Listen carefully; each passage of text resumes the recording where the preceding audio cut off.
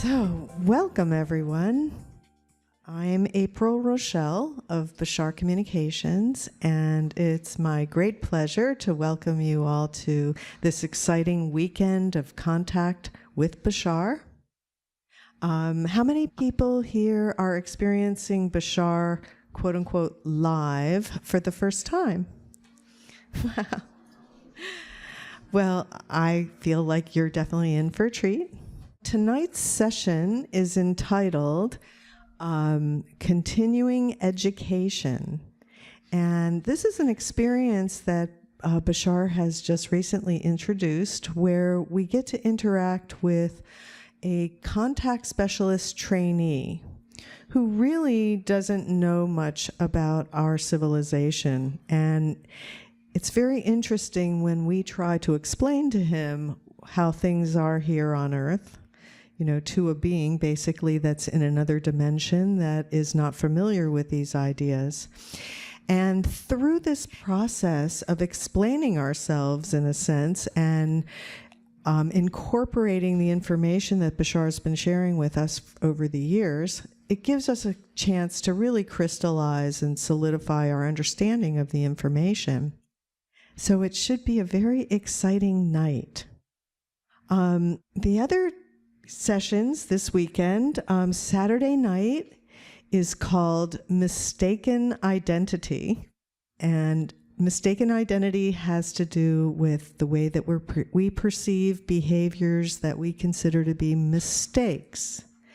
And the idea that Bashar will be redefining mistakes for us and also giving us a chance to understand how to look at the things that we do that are repetitious, in the sense where we're choosing things that are not really what our highest excitement are or our preference, and taking a look at how we do that, why we continue to exhibit behaviors that really aren't in alignment with what we really would like to be choosing. So that will be Mistaken Identity. And then on Sunday, Bashar will be talking to us about the big picture, which has to do with our oversoul, the perspective of our oversoul, and the different aspects and how the oversoul views the different aspects of the oversoul. And letting us see things maybe from that mountaintop and really start to understand how all of this fits together. And I guess that's why he called it the big picture. So we're really grateful to have you all here to bring your wonderful energy, and of course all the people from around the world who are joining us through Ustream and teleconference. We just want to say thank you all so much for being here, and we know we're all going to have a great time this weekend. Okay, so I know many of you are familiar with the concept of the contact crystal, and so we'd like to show you a short video that explains the crystal, and you can see if it's something that you find exciting. I just picked up one of your interesting little seed crystals for contact. Yes. I was curious if you could talk about that for a few moments. Again, the idea is that as a child in my world, I was shown the idea of a central hexagonal crystal that existed within a giant, large artistic exhibit created by another contact specialist. The central crystal in that particular work is about, in terms of your size, about 3 feet across. The idea is that it is about the same color green, and around it are other crystals, each crystal added to the central crystal, which represents the first contact of our civilization with another, represents all the other contacts of all the other civilizations we have come into contact with, and constantly grows as more and more civilizations join the interstellar alliance, as you call it. But the idea is that that central crystal is the seed crystal that carries the vibration of contact itself and is representative of my family lineage, along with other family lineages that are also steeped into the idea of being contact specialists. Nice. So not only does the idea specifically of that crystal carry the vibration, generally speaking, that is conducive to contact with other civilizations, that particular vibration is also very specifically connected to our world and my family. Very nice. So, that is our way of welcoming you all to the family.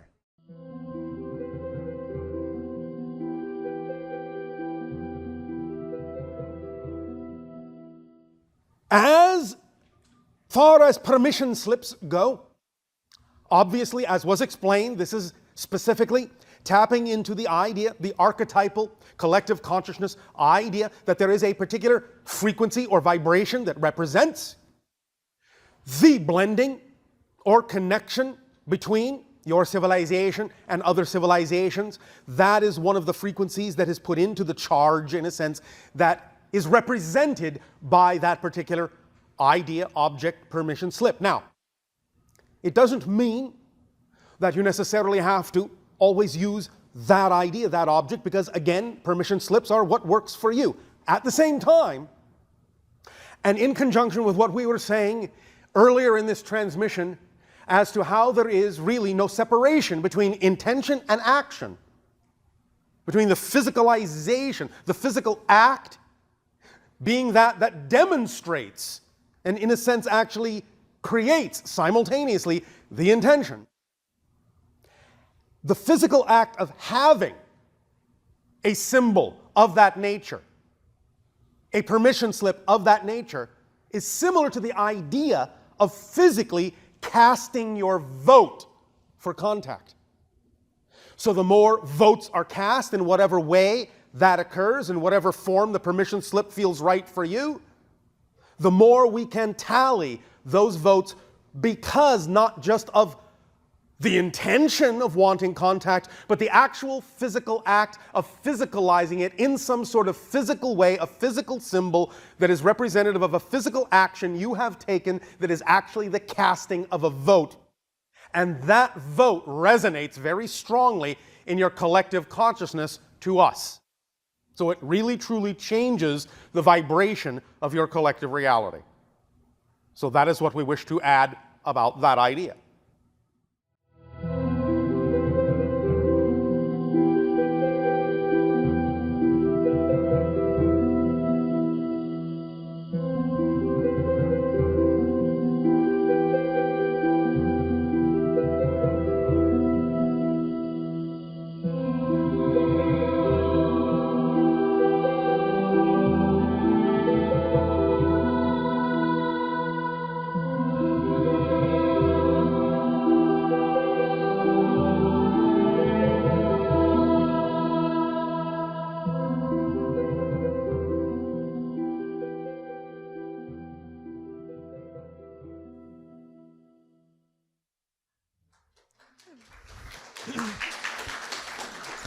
They are really fun and they're pretty, and if that's exciting to you, we have some of them up here.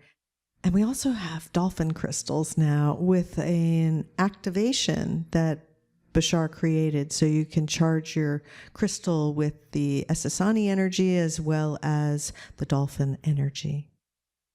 So, and in fact, that's what we're going to show you now is a short video from one of our dolphin workshops. Our next workshop is in October, October 18th to the 24th. And if you like being in ecstasy and swimming with dolphins and being in Hawaii and having a fantastic time, please come.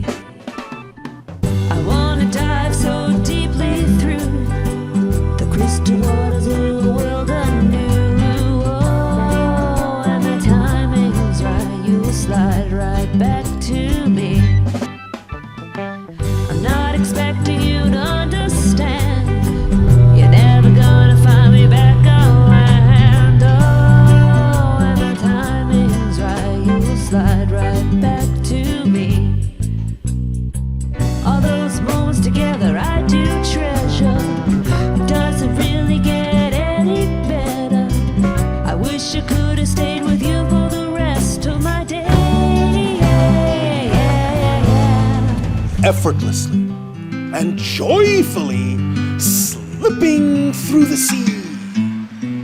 Streamlined like a dolphin, streamlined like a whale. Weaving, diving, bobbing, smoothly gliding, effortlessly through life, slipping through the sea. I wanna glide through the open sea, side by side with you next to me. Oh, when the timing's right, you'll glide right back to me. I wanna slide through the ocean blue, right beside you, 2 by 2. Oh, when the timing's right, you'll slide right back to me.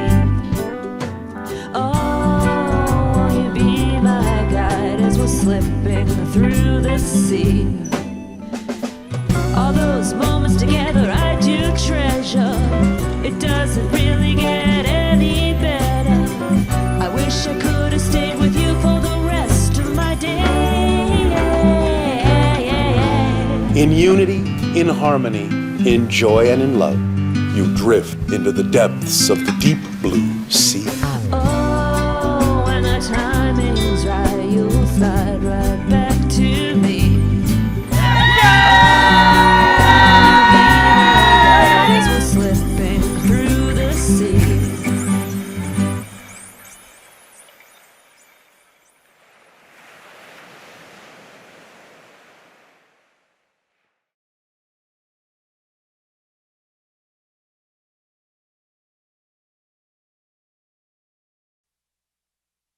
The Dolphin Workshop is something that Bashar created a number of years ago, and there's 2 parts to it. But basically, we have pre-recorded guided meditations every morning and in the evening, and it takes you on a journey throughout the week because you'll be swimming with dolphins every single day. So anyway, I could go on and on, but I can see Daryl's getting restless back there. So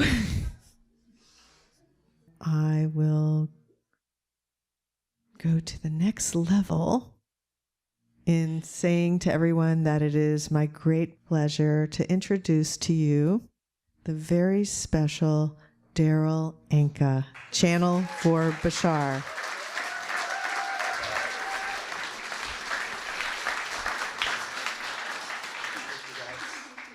Okay, so I think we're really ready to get started now for the reason that you came, which is to experience Bashar sort of live in person, right? So it is my great pleasure to say thank you to Daryl and Bashar for bringing through this wonderful, life-changing information and really making a difference in the world. We really appreciate that. Thank you. Thank you. Thank you, everyone, for being here tonight. I appreciate it very much. I'm just going to go right into it and give you the most time possible to interact with Bashar. And have a wonderful time. I'll see you all later. Bye.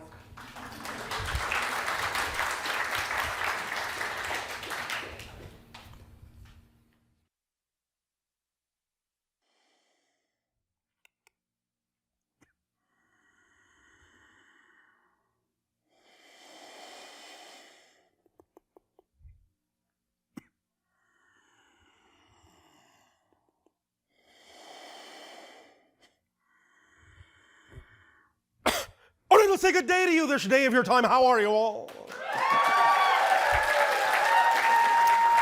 All right. All right, thank you.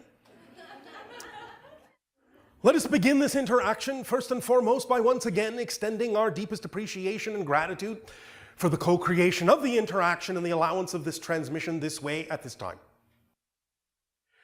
We would like to continue at this time with the idea of the introduction of one of our contact specialist trainees that was begun as a transmission to your Oakland area and will continue now in your Los Angeles area to aid and assist this trainee in understanding your culture, to help them adapt, help them understand the differences between our world and your world, because they have very little experience with your world.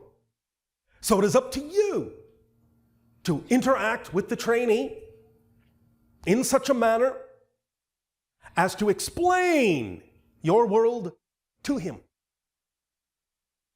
In our terms of counting, based on the length of our year, he is just over 10 years old. But on your planet, that would translate to about 13. There will be an interaction based on those of you, 3 of you, who wish to volunteer to interact and answer his questions, so that not only can you aid and assist him in understanding more about your culture, but so you yourselves can also see, based on the information that we have shared with you for the past 30 years, how much you actually know about these principles. And thus you can stand up as a representative of your society, and we'll see how that goes. So, Nania, would you like to call for 3 volunteers? Would. Okay, so Mike in the back.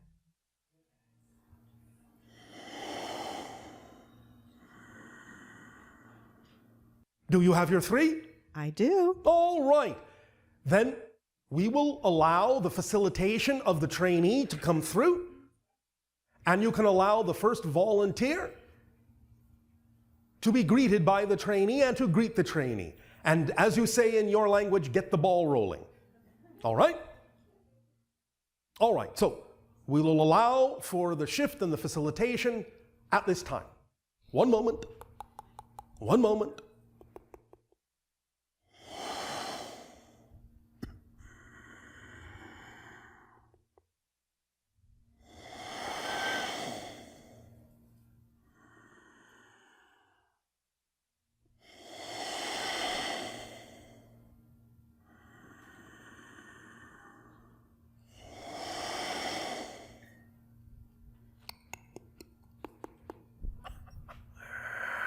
Hello.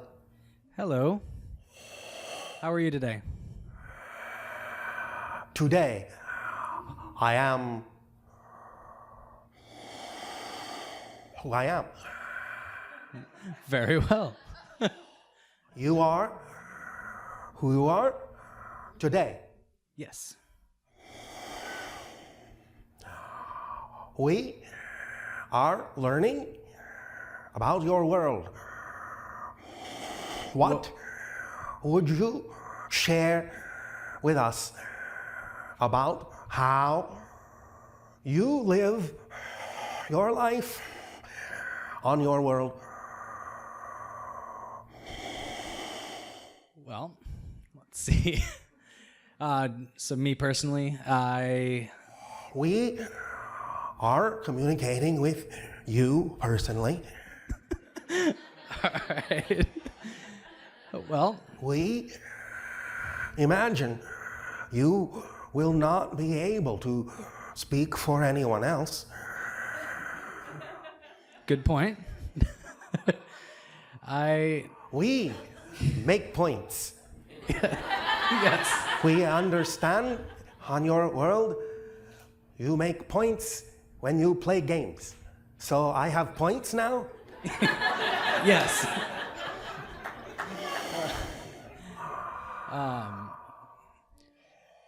Let's see. So I start my days by waking up from Waking sleep. up.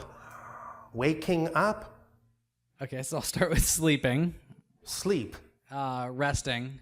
rest, understand rest, Okay, so it's a deep resting, and deep rest. You rest in a hole? no, it's oh man, it's resting. We'll just call it resting. You rest. What is wake up? Waking up is ending the resting. Ending rest. Yes. So I can rest start. is wake down? I guess you could call it that. We would call it going to sleep, but Sleep. I guess wake down works as well. Wake down. Wake up. And so you wake up to end your rest and start your day. Day starts when you wake up. Yes. So you wake up at dawn. Some people. All right. Understand. And then what do you do? I take a shower and then Shower. stand under the water and clean your Waterfall? body. A man-made waterfall, I guess. Which man make? Man make waterfall, you stand under waterfall? Which man make waterfall? I'm not sure who makes it, to be honest. You stand under waterfall, you don't know who makes. Well, we have... Is surprise waterfall? No, we have Surprise a waterfall. room. We have a room in our houses where we have a shower, which is a machine that creates a waterfall. Waterfall machine. Yes, You have no waterfall in nature? we do. You But those stand are under them? far. Some people do. They're a bit far. Far. So I don't. Travel to? Yes. Understand? So because waterfall in nature is far, you create room with machine waterfall. Yes. Understand? Why? We use this to clean our bodies. Clean body. Understand? And then after that, I go to work. Work. Do things Yes. that excite you. Yes. Very much so. Yes. Understand? And so I do that to get money, Money. which is a form of abundance here, which we use to exchange for other things. What other things? Like rent for my Rent. Rent the- is break. Break in something. A rent. Not translation? No. Not break. No. What is rent? Renting is Renting. my house is owned by someone else, and I pay them in order to stay there. I not understand. Oh boy. Yes, I boy. Me too. You boy. Yes. And so here we own different pieces of land. Own. Own. It is.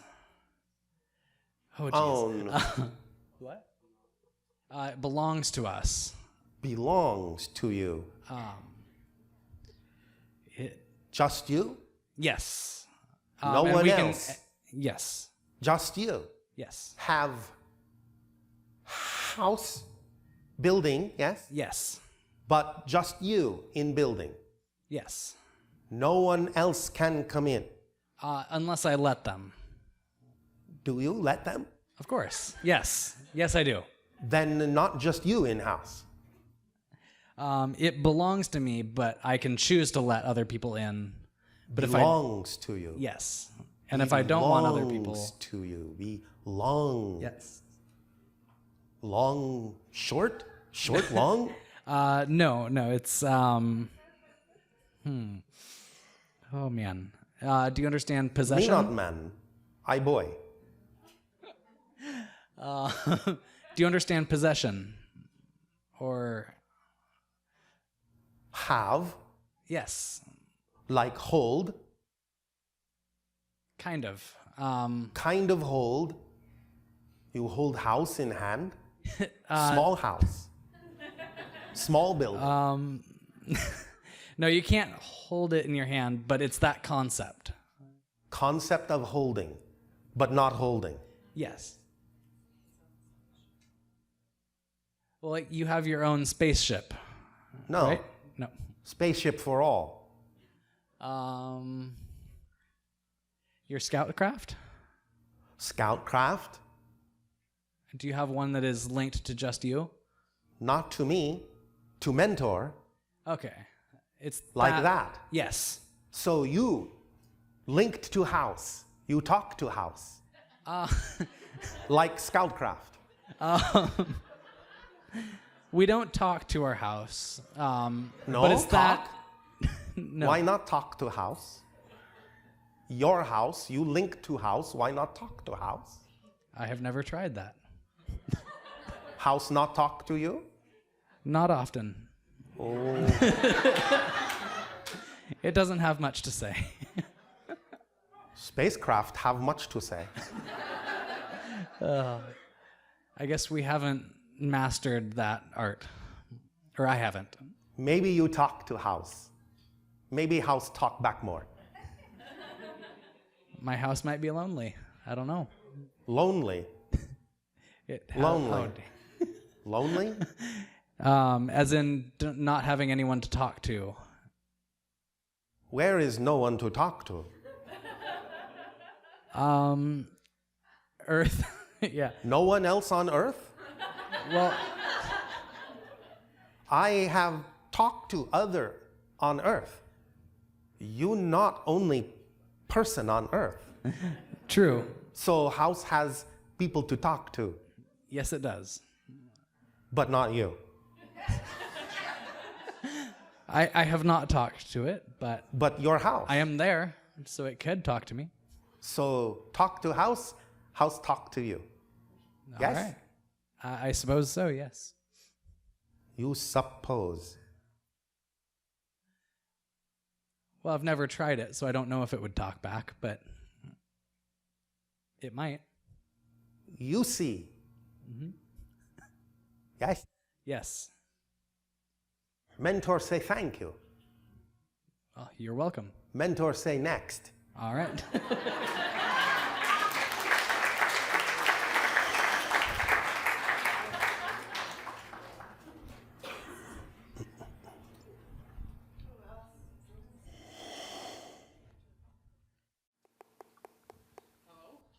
Hello. How's it going? What going? Where? How's it hanging? What is hanging? How's your mood? Mood? Happy. That's how it's hanging. That's how you're hanging. Hanging is happy. Could be. Not always. You're not always happy. No, you say hanging, not always happy. How you're hanging is where you're at. I am here.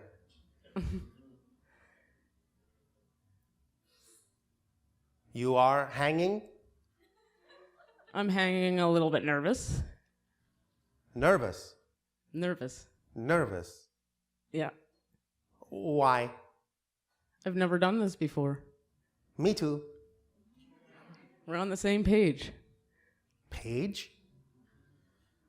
You have book? Yeah. Do you have books?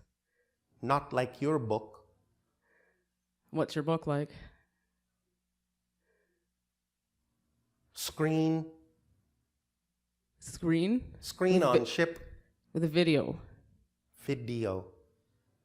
Not video. Do you know what a video is? Mentors say what video is. Our screen, not video. What's it like then? Images of mind. Images of consciousness, of ship and people. Share on screen. So if more than one of you is looking at it at a time, you're Many sharing, images. You're sharing the images. Many images at same time. Whatever is communication from ship to people and people to ship. Same screen, different images for each.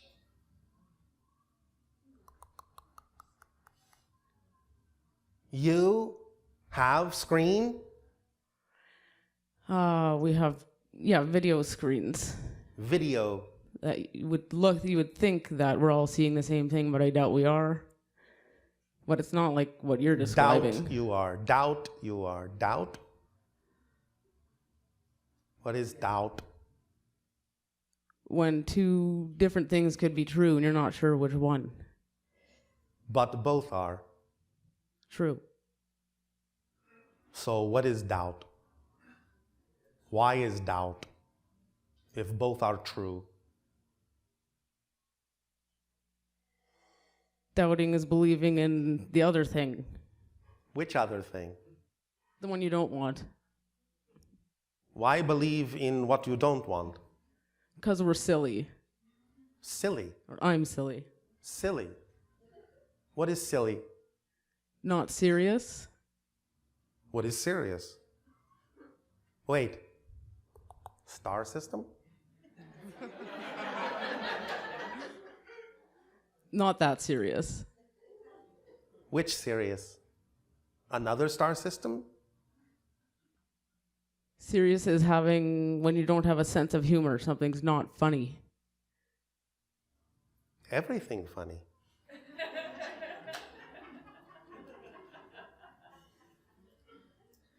Everything fun. So, not fun? Yeah, you've never heard of not fun? No. There is no not fun in our world. So there's just different levels of fun. Different expression of fun. There is no not fun. You have not fun? Sometimes. What is not fun? What not fun like? Going to work. But person we talked to before say work and fun same. You not have fun with work? If I'm having fun at work, then I don't think of it as work. What you think it is, if fun. I'm excited, I'm laughing, I'm engaging with others. So still doing things. Oh yeah, you're still doing things. So doing things not work? It doesn't feel like work if Not. you're having fun. But So some people work- there are serious. Work not fun. But if not feel not fun, then not work. Exactly. Some people have fun plunging a toilet. Plunging means drop, and what is toilet? That's where we go to the washroom. Wash in waterfall? Machine waterfall room? The water that comes, the waterfall that comes through for cleaning also comes through into a bowl that we eliminate waste.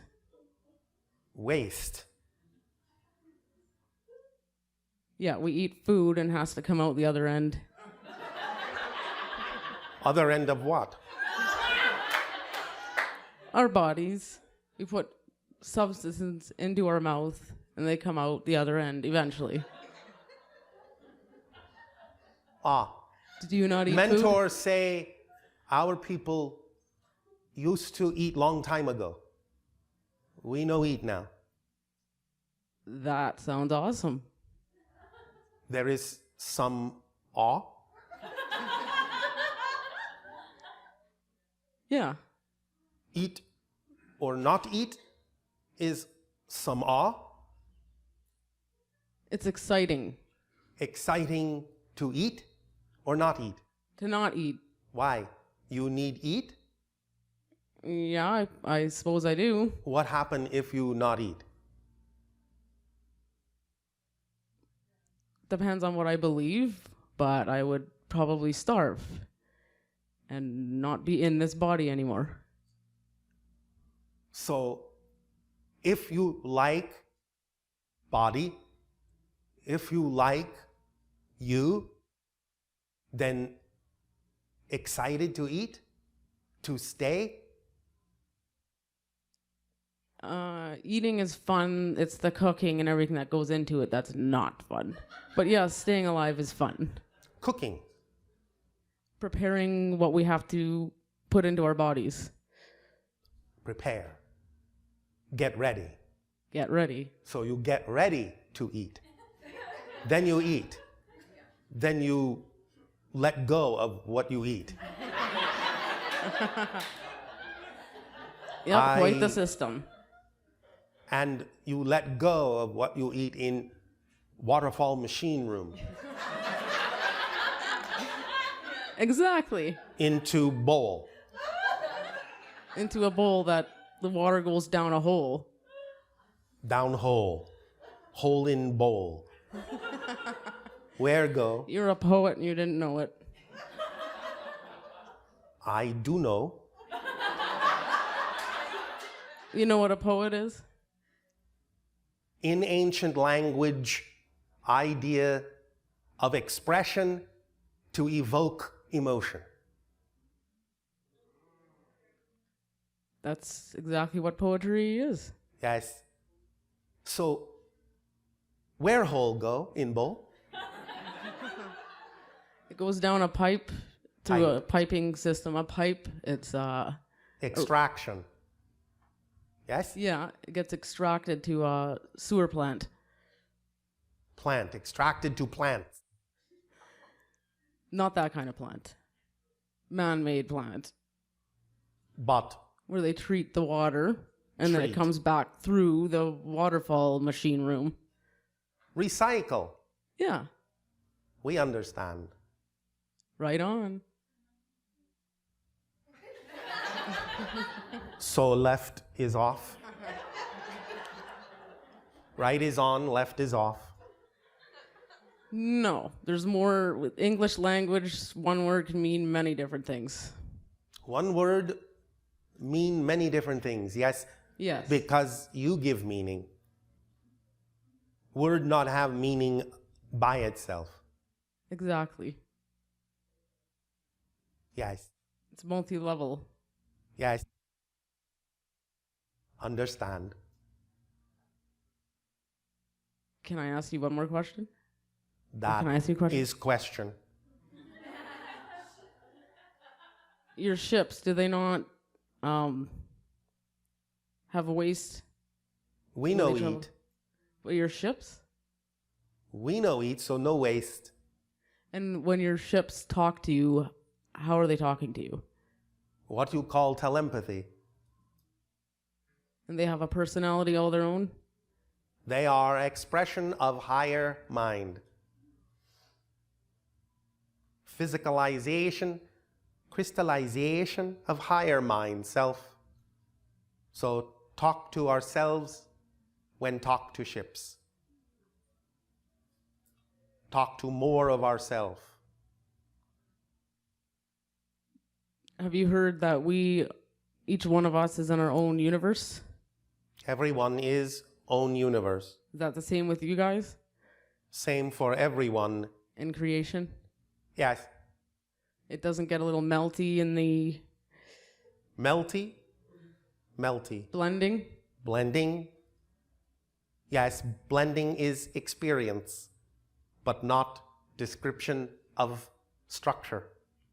Structure never blend, but experience of structure create experience of blend from perspective that you choose. Okay, so no matter the level of physicality, no matter any perspective is always in its own universe? Yes, perspective is universe. Thank you. Thank you. You're smart. You smart. Thank you. Mentor say next. Thank you.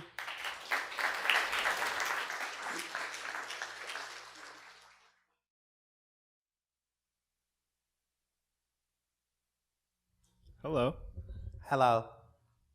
I'm really excited to talk to you. We excited. Talk to you. Cool. Comfortable. Yeah, it's comfortable. You cold? No, I'm not cold right now. It's actually really warm here today. So cool. Cool is an expression of approving, of saying something is good, in a way, not always. So you are cool.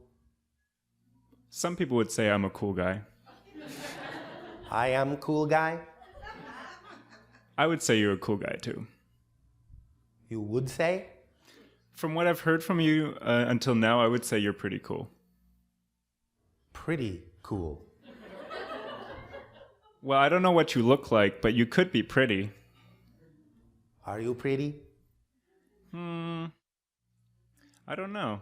Some people have said that to me, but You don't know? You not have mirror?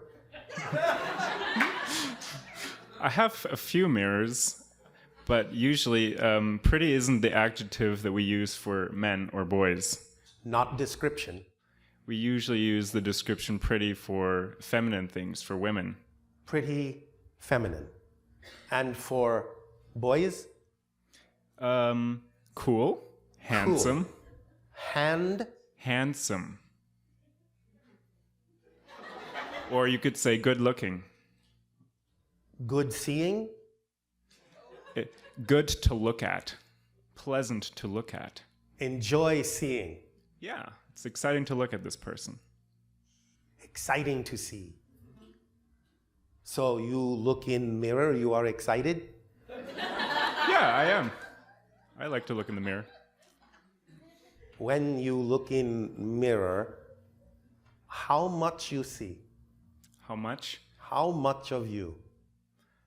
I can only see my reflection in the mirror. I can't see everything. I can't see my back if I'm looking in front of myself in the mirror. Ask mirror to show you back. Then I have to turn around and twist my head. Why? You not have mirror that can show everything. No, the mirror is only stuck to one side of the wall usually. Stuck to wall. Yeah. Sometimes the mirror is big enough for it to be the wall, and it can't move. So I would have to turn around and look myself in the mirror. So mirror static. Yes. In a way, everything that is reflected in the mirror isn't static. Reflection not static. Right. So if reflection not static, you see your back? But if reflection static, you no see your back. Right. So you have both kinds. I don't know if we have mirrors yet that are not static. What would a mirror look like? Do you have mirrors? Reflections. You have reflections, and they're not static. They Not move static. around. And so you can look at your backside anytime you want. Whatever we say. Well, we're not that far yet. We only have mirrors Far? Where you go? as advanced in technology. You not have technology for mirror, multidimensional reflection. I would say so. You did say so. Yes. No, we don't have any mirrors that are multidimensional in that way. What else you have? Do I have personally? Or others? Or others. We all have, lots of us wear clothing on our bodies. Yes. Uniforms. Uniform. Yes. A uniform, yes. We have You wear those too? uniform. What does your uniform look like? Gold, green, silver, blue, whatever I say. So you don't have to, what I have to do in the morning is I choose my uniform. I choose different pieces of clothing to match my mood. One piece matches all mood, For you? matches all choice, perform many functions, one piece. Temperature, color, many things. Uniform can be on ground, can be in space, adapts to what we say. That's really cool. Sometimes cool.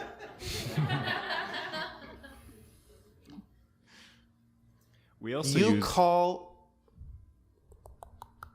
mentor say, you call nanotech. Yeah, we have some of that. So, but not nanotech clothes. Some people probably have it. I don't. I just have normal clothes, or what we call normal clothes. So you change. Yeah, I change. I take off one piece of clothing and put on a different one, or sometimes I don't wear any at all. Yes. Yeah, Then you look in mirror. and then I look in the mirror.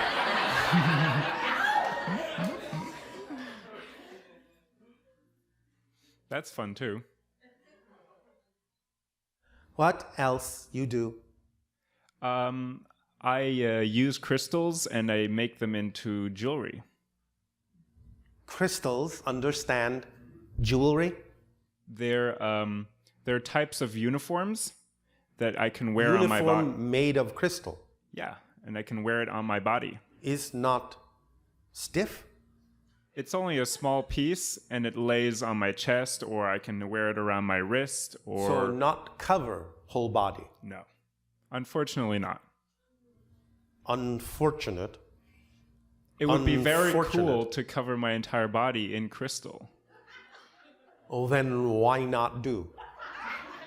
It's a lot of work to put together. Work again. Yes, work. But work it is takes... exciting? This work is very exciting for me. Then you do. It would take a lot of time. Take time. So, but exciting. It is exciting. It's also exciting to make smaller pieces that don't take too much time to make, and so I can make more of them for more people. But if I make one big piece, I can wear it and it's going to take me a very long time to make. So you make for other people too. Yes. This is fun. Yeah, I love doing it. You also eat? Yes, I eat also. You also have bowl with hole? I have a bowl with hole. I also have a shower machine or a waterfall machine room.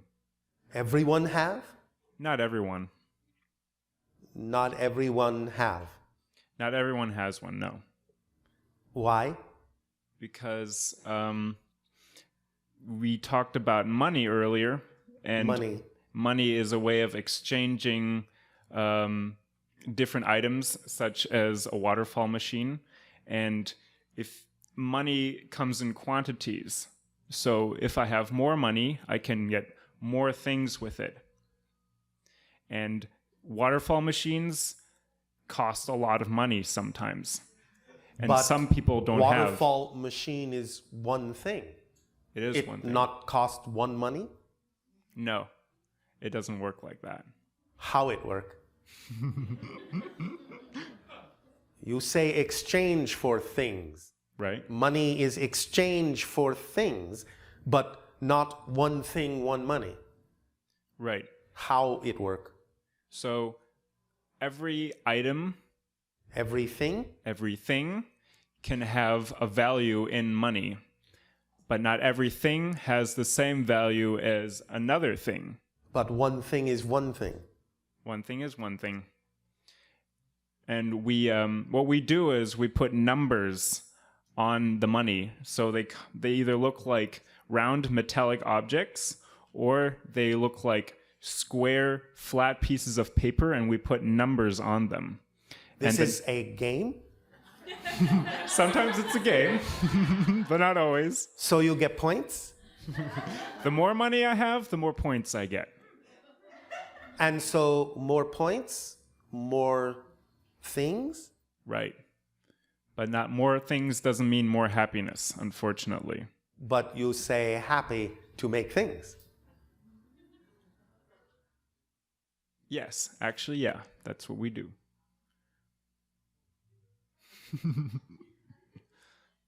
So let's explain it like this. When I make more points, when I make more money, so I go to work or I make crystal jewelry. How you make money? You make money? I earn it. Earn So, it. Earn. Somebody will give it to me. You put in earn? No. You say earn. Earn not vessel? Earn means to receive in exchange for a service.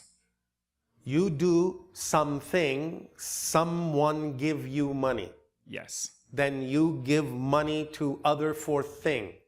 Right. Or for other people that are in service to me, that provide services for me. So money in between thing Right. and you.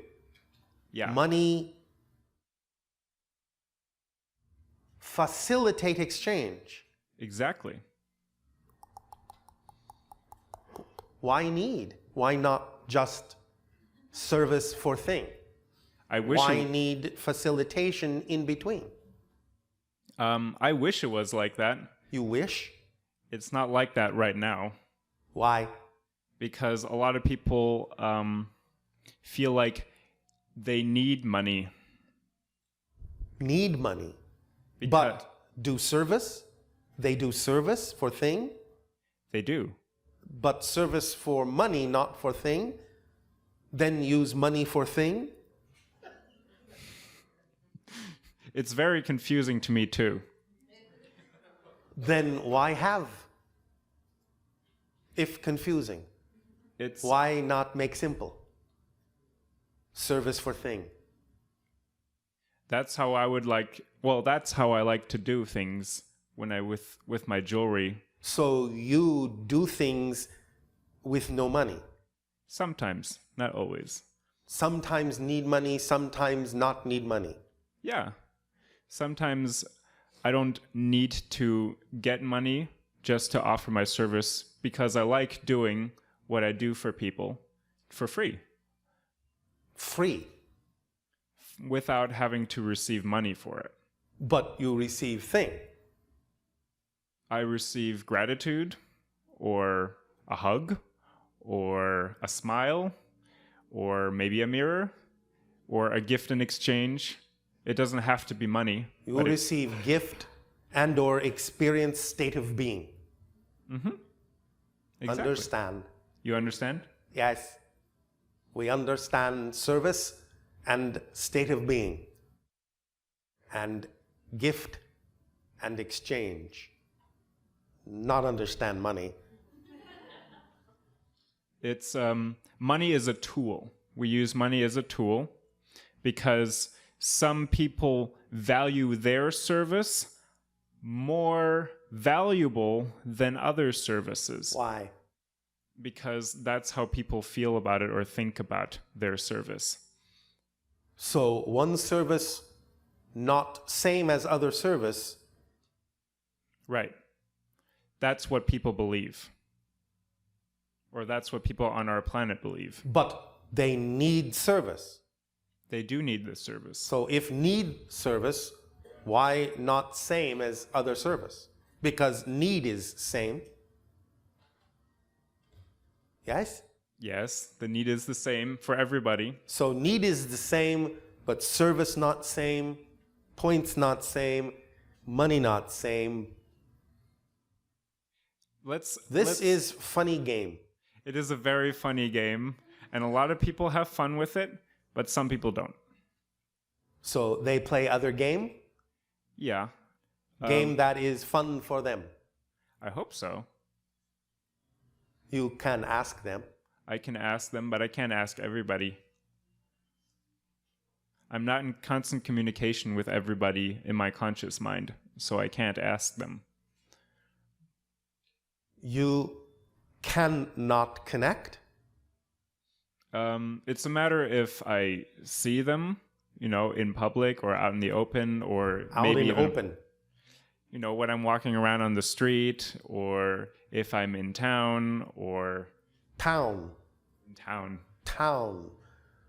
Town. Buildings? A collection of buildings, people. You collect buildings? Yeah, in a way, we do collect buildings with money. A town is a collective unit for housing people. So there's lots of houses for people to live in exchange for money, for rent. And but there's other places such as businesses. They are houses. Businesses. A business is a house where people offer services in exchange for money. So I can So some people offer services for money, some people not. Right. So people who offer services are businesses, Yes. but no one else offers services? So when you offer service, you are business. When you do not offer service, you are not business. In that sense, yes.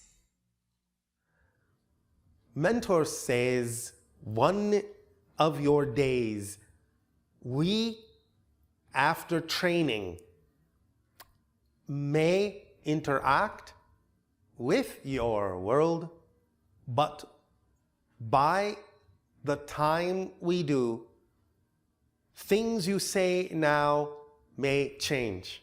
I hope so. Hope so. You Some- hope so. I hope so. You hope so. Or I want it to. You change things? I like change. So you change things, then I come. Yeah. And then we can hang out. Yes, hang. Yeah, we can hang. Thank you. Thank you. Thank you so Thank much. you. Thank you. Thank you.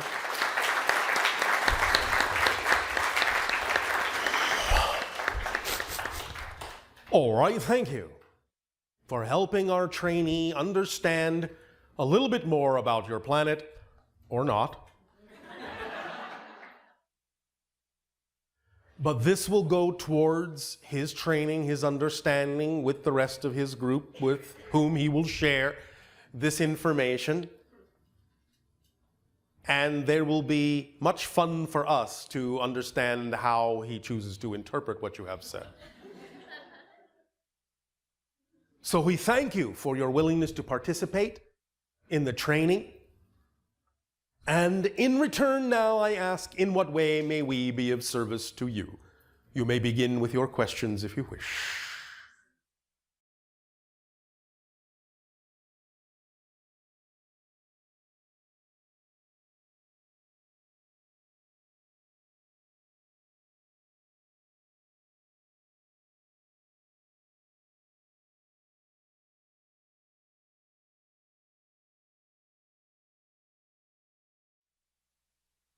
Hello, Bashar. And a good day.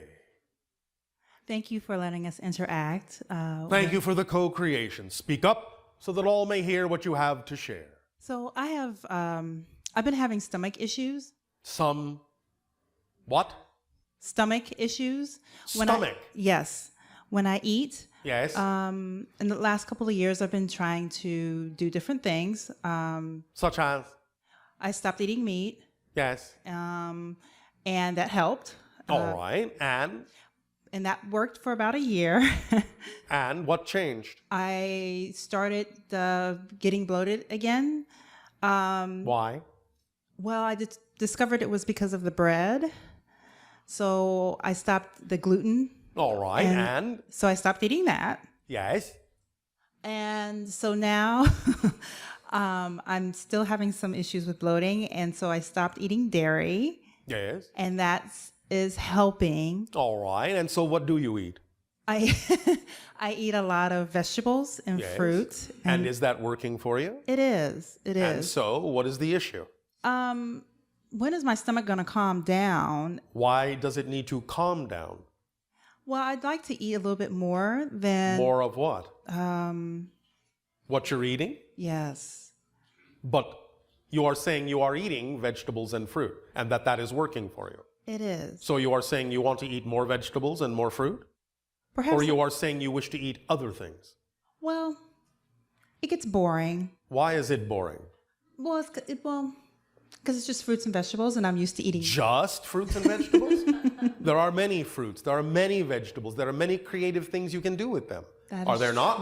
That is true. You have heard us say there are no such things as boring situations, just bored minds. Yes, I have heard that. Why are you choosing to be bored instead of using your imagination and curiosity to maximize the effect of excitement in what it is that seems to be working for you best. Thank you for reminding me of that. Thank you. And Are you placing upon yourself certain definitions of lack that make it seem as if you're missing out on something when you may not be? Yes. If you are adjusting your intake to match the frequency changes going on within your body, and those things are reflecting to you the idea that they may be more natural for you based on the frequency that you prefer to operate on, then allow yourself to know, if that's what's happening, that you can always create an exciting interaction, an exciting relationship with what it is that is more representative of your frequency as an intake substance. Yes, I do believe that's what's happening, and All yes, right. I will do that. Thank you. It's up to you. Does Yes. that help? Yes, it does. Can you stomach that? Yes, I can. All right. Yes, I can. So you will exercise more imagination in your relationship to the food? Yes. Yes, All I will. right. I will do At that. the same time, you have also heard us suggest that for many people on your planet, a very powerful step might be to detoxify your body. Yes. Have you done that? Yes, I've been using herbs to do it. And It's been working. It's working. I've been doing wheatgrass, fennel, like the juicing of wheatgrass. juicing is not detoxifying. Can you explain what you mean? Certain herbs will actually purge toxins from your system. Those are the herbs you need to ingest so that you are actually purging the toxins that are lodged in the cellular structure of your body and preventing you from absorbing the nutrients in the food you eat. So if you're not actually using herbs that literally detoxify the body, then juicing isn't going to help you because you're not absorbing the nutrients in the juice. Okay. So if I'm eating things like fennel seeds and... That is not necessarily a detoxification regimen. Okay. Now, many people have asked us about this, and we have suggested that there are individuals and organizations on your planet that have already perfected the idea of detoxification regimens, and you can avail yourself of those that already exist, like the one provided by the organization known as the American Botanical Pharmacy on your planet. But there are other avenues as well. Nevertheless, you have to make sure you know the difference between something that is simply a fast and something that is actually a detoxification of your system. Okay. Make sense? Yes, I will look into that. Thank you. Yes. Anything else? Yes. I wanted to ask you about sacred geometry. Sacred geometry, yeah. Yes. When I've been meditating, Yes. the angels and ascended masters have been downloading information to me about sacred geometry. Yes, and what would you like to do with that information? Teach it to other people. And are you doing so? Yes, slowly. You are teaching it slowly. All right. Yes, I have started doing that. All right. And so, what is your question? I wanted to ask you, do you, on your planet, is that something that like you would teach like arithmetic or in your classes? Our expression of what you call mathematics is all through the expression you recognize as geometry. So it's all about the idea of relationships of shapes, ratios, proportions, and so forth. So in other words, where you might use what you call mathematical equations to express certain kinds of quantum physics principles, we would actually use geometric shapes to express the same idea. Okay. You understand? Yes. And would you also use it, because I've been, in my meditations, they've been telling me that I can channel energy to... You all channel energy. Using the sacred geometric shapes like the pyramid. Is that exciting for you? Are you attracted to do it that way? Yes. Then while you are attracted to do it that way, that is telling you that's what will work for you. If the attraction fades, then it's telling you that something else will work better for you at that time. Okay. Does that make sense? It does. Is that too simple? No. Oh, all right. No, that makes sense. All right. And do you all use it for that means as well? Use what? Sacred geometry to... Sacred geometry is just a recognition of the proportions and relationships that exist within the structure of nature. So the energy, do you use it in the sense of... It's all energy. Okay. So Remember, what you call physical reality isn't actually out there. Right. It's in your consciousness. So it's a relation of energy, of frequencies within your consciousness that you interpret as a dimensional reality outside yourself. But that's just a perspective. It's not an accurate description of the actual structure. Does that make sense? It does. It does. So it's all about, in that context, resonance, frequency, vibration, relationship, ratio, proportion. Do you understand? Yes. And So use it however your imagination is attracted to use it. Okay. However it works best for you is your permission slip. And then for people that I'm teaching it to, I'm assuming that it's resonating with them in the same way. Generally, it might not be identically the same, but they will get out of it what they were attracted to get out of it based on attracting themselves to your particular mode of teaching. Okay. Very interesting. Because if you have a gift to give, there are people waiting to receive it in the way that you are giving it. Right. So you will attract those who are appropriate. You will not attract those who are not appropriate to your way of teaching. Okay. Make sense? Yes, it does. Does this help? Yes, it does. Well, thank you. Thank you. That's it. Thank you so much.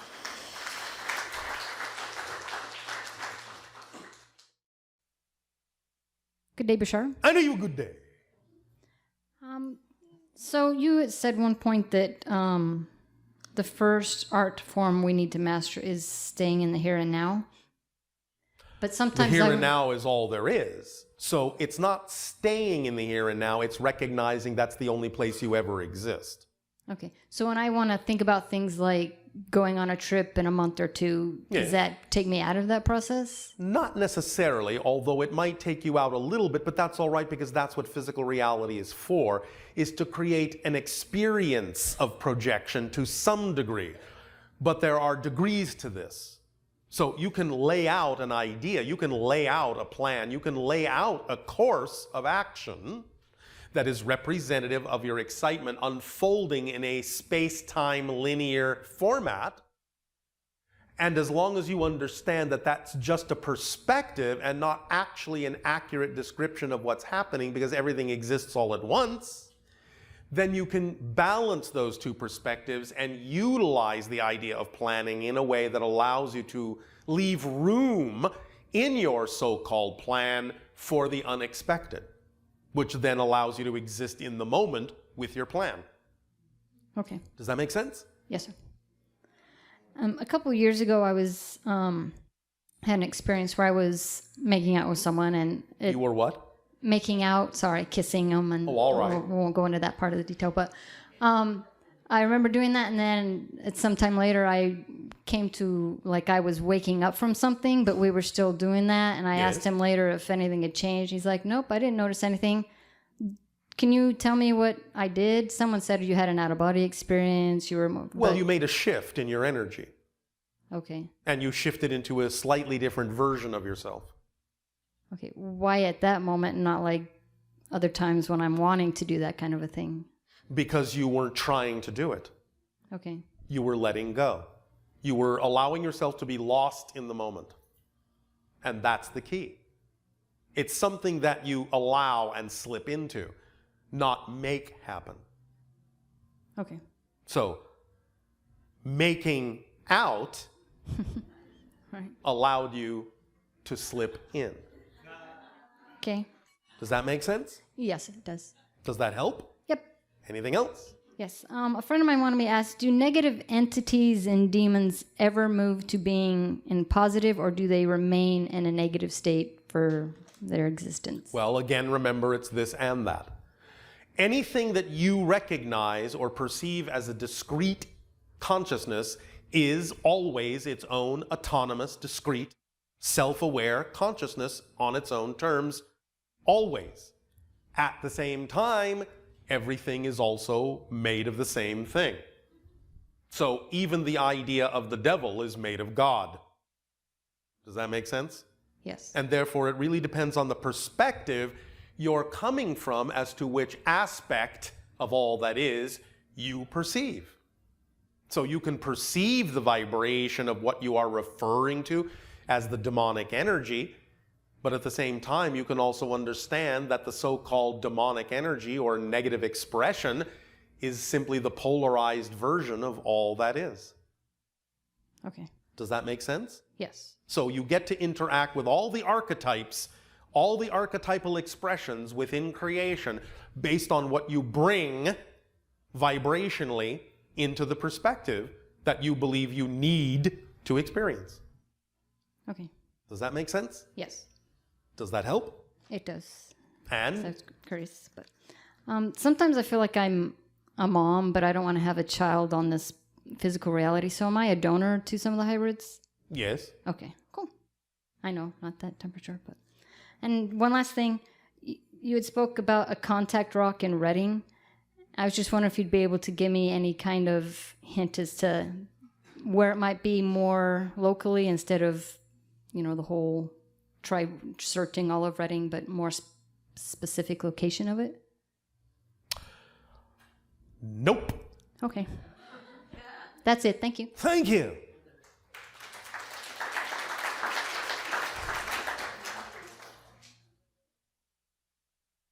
Bashar. And you good day.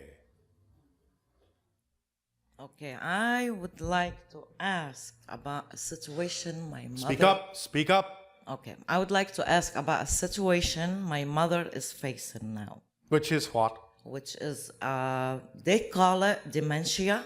How exciting.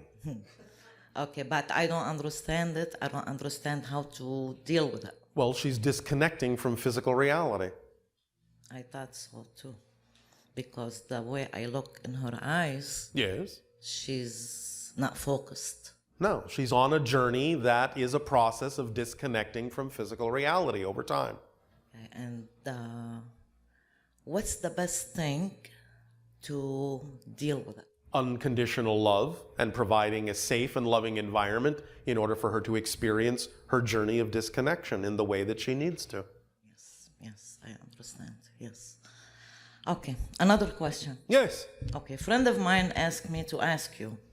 He looked in the mirror and he saw a different person, yes. Somebody in the back that he did not like. And he wants to know... He did not like? That he did not like. It scared him. Oh, it scared him. Yes. And he wants to know who is this person. Well, there are any number of what you would call non-physical beings that are around you quite often that you simply don't perceive. Looking in a mirror sometimes can function as what is called a psychomantium, which is like the idea of a crystal ball or a bowl of water that allows your senses to relax enough and change vibration enough to be actually able to see what was normally invisible to you. So your friend simply shifted in a way in his vibration that allowed his senses to pick up on what is normally invisible. There's no reason for fear. Okay. It's just seeing more deeply into the dimensions that are all around you all the time, which are populated by other people, other beings that simply operate on a different frequency that you quite often can't perceive. Okay. Thank you. Thank You're you. welcome. Bashar. Thank you.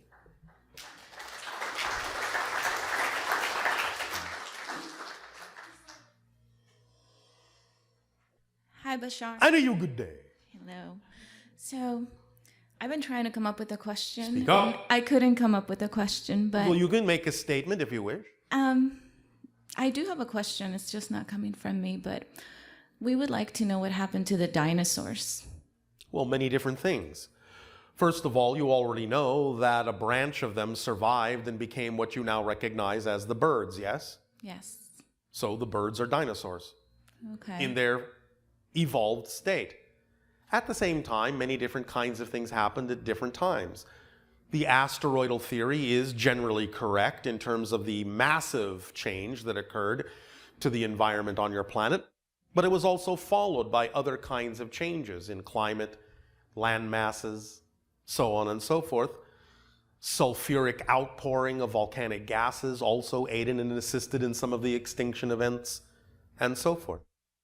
So, nevertheless, some survived and evolved and are still with you. I see. I did have something else that came up earlier. Yes. The entity that you were channeling earlier that was You're talking speaking about the with trainee? us. The trainee, yes. So I gather that he has a mentor, and I am the mentor. okay. See, I'm not really familiar with all that, but That's and all then he also speaks to the spacecraft. When So- it is on the mothership. When it is But on the only the mothership. pilots of the scout craft can commune with their scout craft.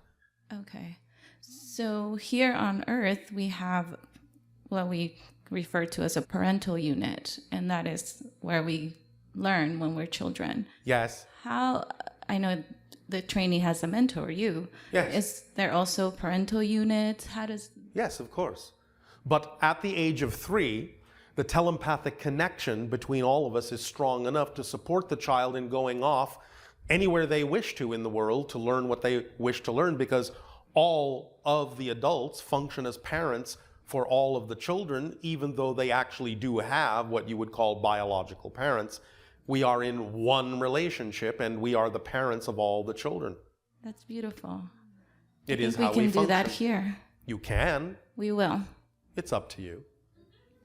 You are generally heading in those directions. Yeah, I think so. All right. Anything else? No, thank you. Thank you.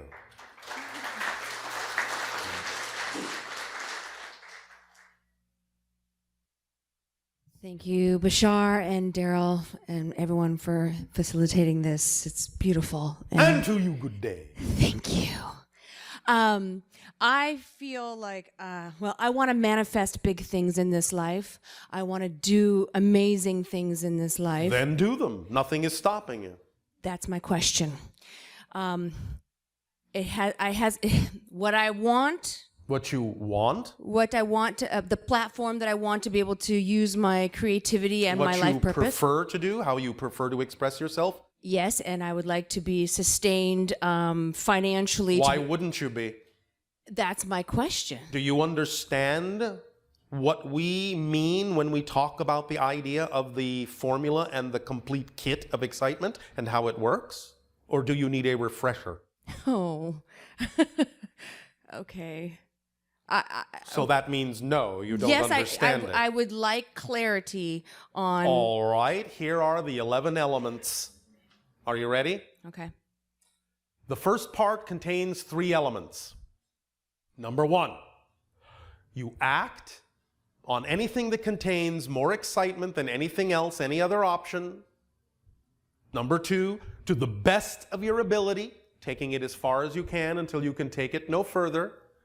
Number 3, with absolutely zero insistence or assumption on what the outcome ought to be. 1, 2, 3. That's the first part of the formula. The next part is the toolkit. And when you use that 3-part formula of acting on your highest excitement to the best of your ability with no insistence on a particular outcome, you activate the kit, which contains everything you need to be supported in your life, no matter in what form it may come. It becomes the driving engine of your life that moves you forward through life.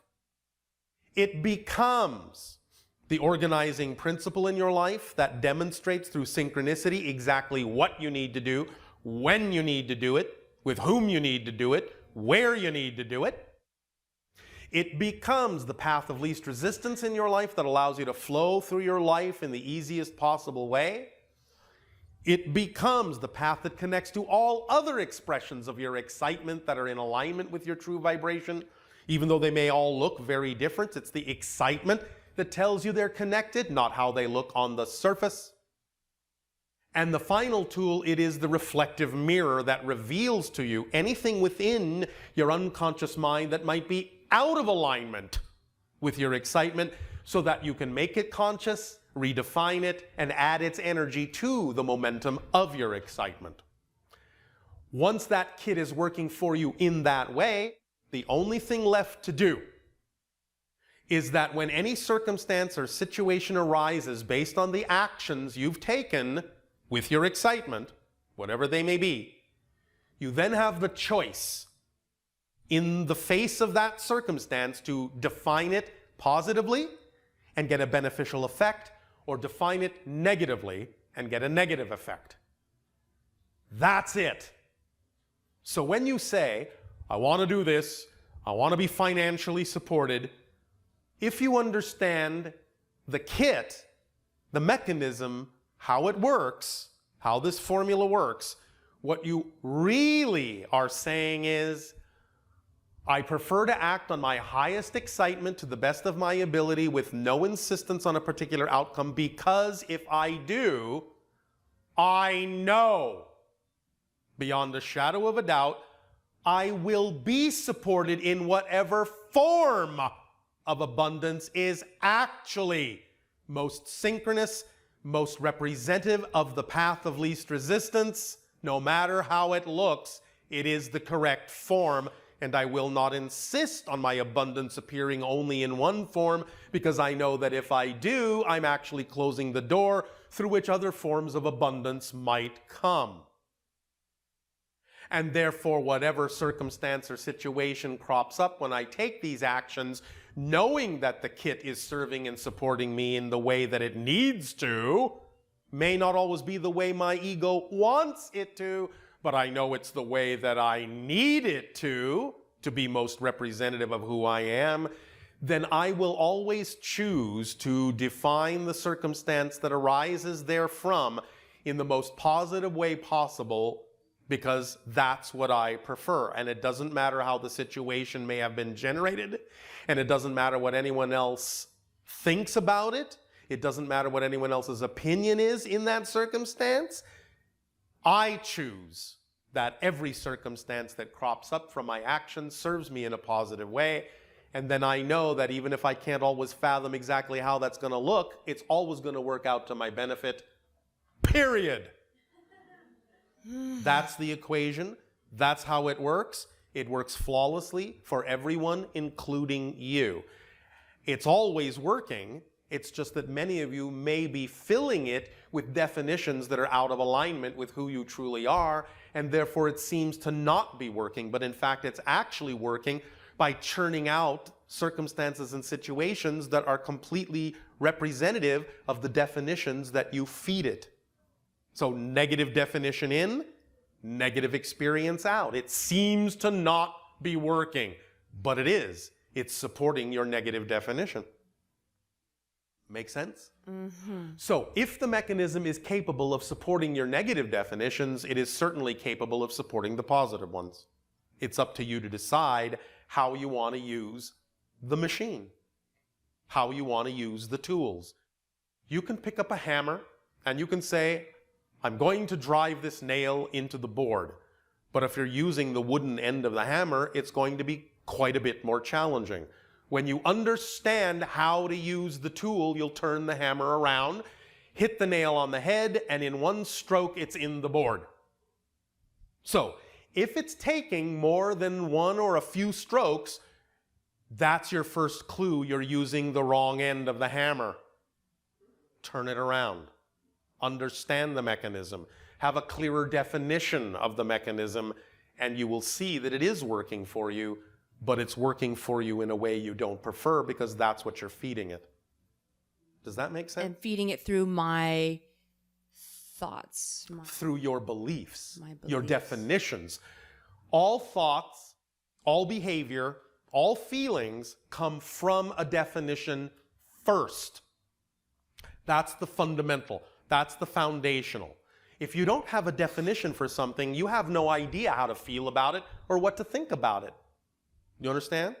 So when you have a thought, when you have a behavior, when you have a feeling, that should be your first clue that you must somewhere within your unconscious mind have a definition you're unaware of that is generating the feeling. So you can use the feeling to trace it back to what kind of definition you would have to generate that kind of feeling, that kind of thought, that kind of behavior. And then you can clarify the definition if you discover that the definition doesn't work for you, isn't aligned with what you prefer it to be. And when you change the definition, you will change your feelings, you will change your thoughts, you will change your behaviors. All this takes is a clear understanding of how the mechanism of creation works. Yes? Changing my definition by perhaps affirming well, you have it. to find out what the definition is first. And when you identify a definition that's actually out of alignment with your true frequency, it will automatically appear nonsensical and illogical, and you'll drop it. If you don't drop it, you haven't found the core definition. Keep digging. But when you find it and let it go, then it is automatically replaced by the polar definition that is the definition you prefer. Have you heard us give an example of this? I believe so, but Since you brought up the idea of finance, it is a common example that we use. You are raised on your planet with contradictory definitions.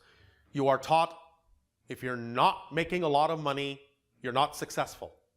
Simultaneously, you're taught the love of money is the root of all evil. How do you reconcile those contradictory definitions within yourself? One day you may suddenly realize, wait a minute, I don't have to believe that if I attract a lot of abundance and wealth that I automatically have to be an evil person.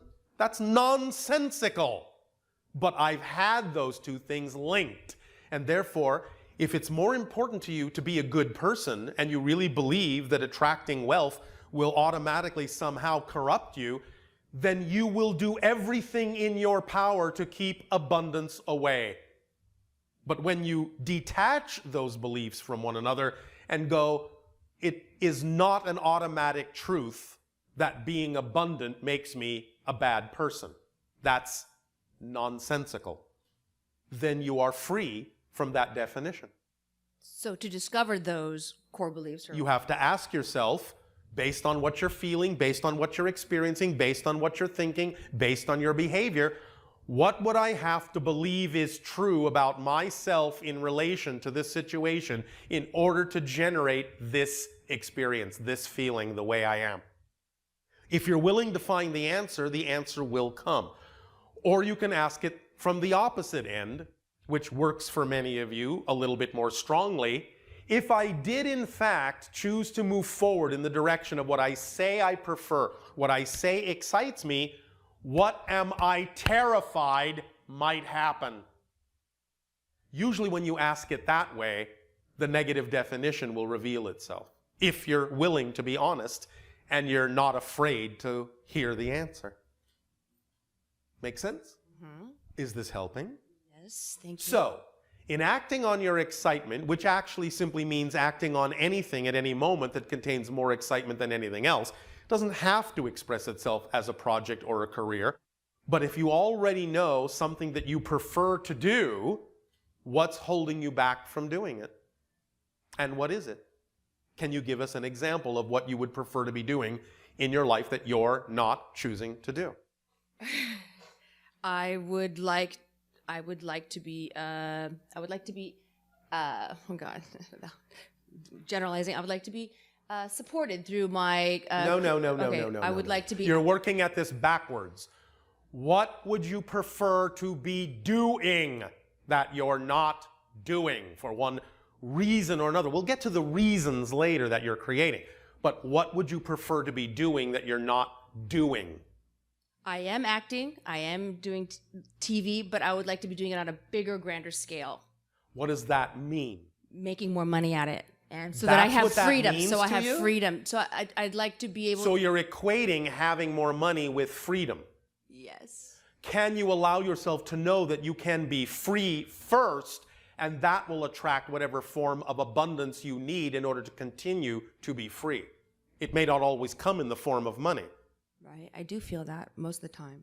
Well, what are the times that you choose not to, and why is that different? That's what I'm trying to figure out. Well, figure it out. Do I do that through hypnosis, through You tapping? can do it however you wish, but it can be as simple as asking yourself the question that I just asked you. What are you defining as different between the times you don't feel you're doing that and the times you do? What difference are you defining there? Why is that different than this? And once I come up with that answer. Why? I'm asking you right now. What's the difference between when you allow yourself to feel free and are attracting what you need and the times that you don't? What's the difference you're defining there between this and that? I'm sorry, I'm coming up with a blank. So. All right, let's start again. You have said that there are times when you allow yourself to feel completely free. Yes? and things flow and things seem to work. Yes? Yes. And you attract whatever you need in whatever form it needs to come. Yes? Yes. So, now, pick an example of a time when that doesn't seem to work, or a circumstance that doesn't seem to work in. Have you got one? Yes. What's the difference between that circumstance and the one in which you allow yourself to experience freedom? What's the difference in definition for you? Anxiety and fear and knowing and... But why do those come up? Because we've already told you that anxiety and fear, being emotions, are being generated by something you're defining to be true. So obviously when you're feeling freedom, you have a very different definition of yourself in the relationship to that experience.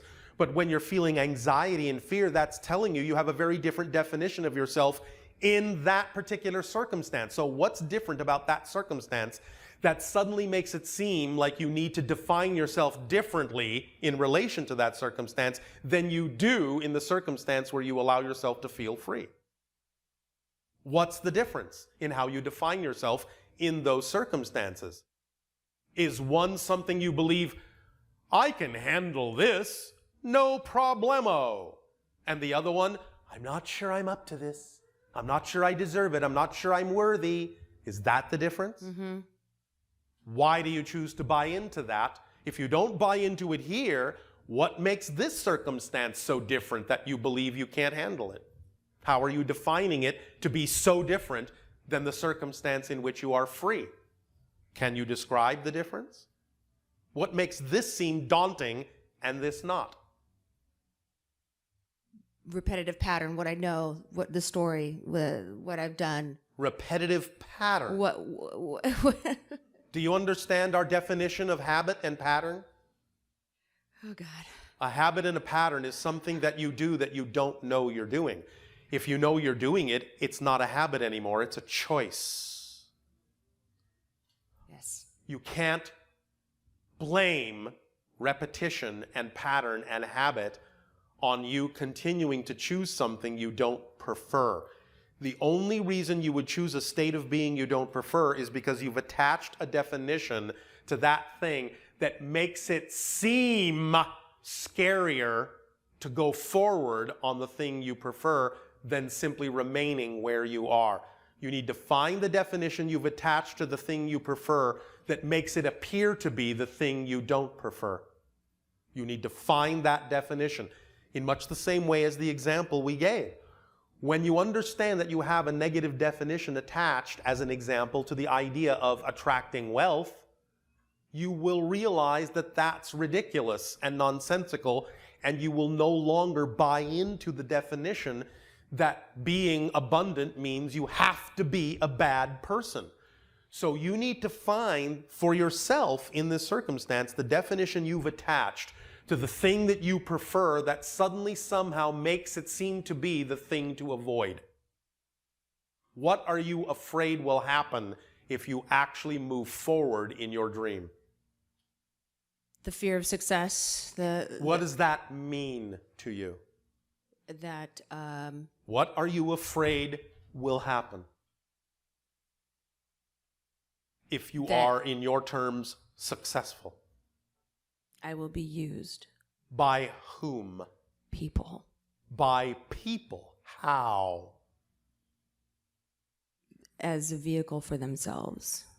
Do you recognize that you have to agree to be used? Yes, I do. So are you saying that if someone comes along who offers you an opportunity to be used in a way that you don't prefer, you're going to go along with that? Not now. No. All right, so what is there to be afraid of? Exactly. Then? I want to move past this. Then move past it. Then if I've you moved past understand that you would only experience that by choice, and you know you don't prefer to choose it, then move forward. Knowing that even if for a brief amount of time you temporarily choose to give up your power and experience the idea of being used, that you will always be capable of reminding yourself that it was your choice to match that frequency and that you can always change it. Okay. Because you will know it's not a habit, it's a choice. So just remind myself. Why not? Okay. Do you have the ability to remind yourself of what you prefer? I sure do. Then what's the problem? Exactly. You are making a mountain out of a molehill. I know. So, let's move the mountain. Yes? Yes. All right. And flatten it out into that infinite plane that will allow you to expand at an accelerated rate. And remember, you're never alone in this. You always have help. Yes? Yes, thank you. And that's my quick question. Yes. I can talk to you every day. I can also you can talk to your own higher mind every day, which is what you're doing right now, using us as a mask and an excuse to do so. So, yes, if it helps you to use us as a permission slip and say, what would Bashar say? Then by all means do that if it helps. And we are happy to be a reflective permission slip for you. But understand that who you're actually conversing with is your own higher mind. Yes? Yes. Does that help you? Thank you so much. You are so welcome. Thank you.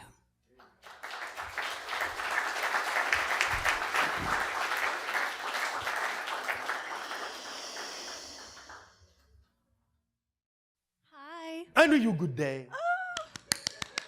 I'm so excited. So are we. Well said. Thank you. A sigh is the first sign of healing. How did you know that I was going to talk about that? Oh, sometimes we're very synchronous. Good. Well, I was brought to you because I was doing a 12-step program. Oh, all right. And I found my higher power or Yes. higher mind. Yes.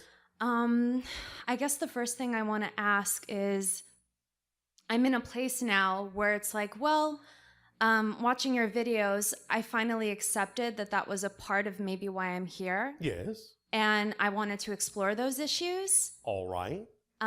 So now I'm in a place where things that mattered don't really matter as much as my joy and my excitement. That's because you're now a different person who has a different perspective. Okay. I just want to make sure then that Make sure what? that I'm listening correctly and I'm doing what my higher mind wants me to do. All right. Well, what do you think you're misinterpreting? Well, I was just listening to what you were saying to the other person. Yes. And I was thinking that I have this really silly idea Such as?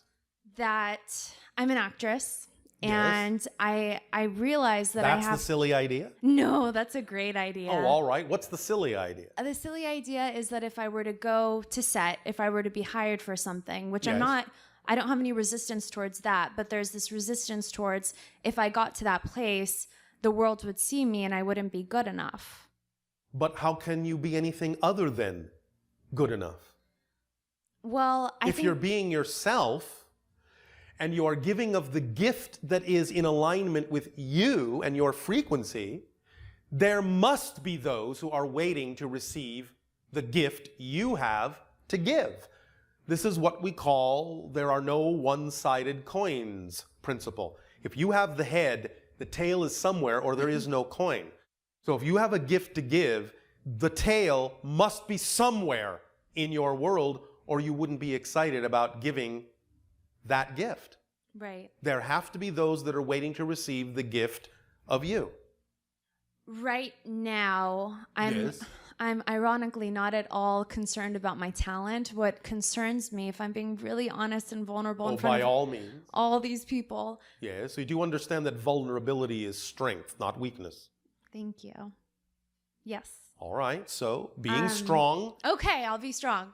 What silly thing I have Yes. that I've bought into Yes. is that being in the program that I was in, Yes. I had this idea that I needed to be smaller and smaller and smaller and skinny, and I was always overweight, and then it kind of created this scenario where I Yes. had disordered eating. Yes. So now I am more So now loving. you are eating more orderly?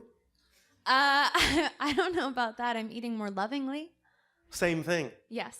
Because More when you are in sane. love, everything works in perfect order. Yes. All right. So I am doing that, Yes. but I feel like the outside has yet to reflect this. Oh, remember what we say about the proof of change. Right.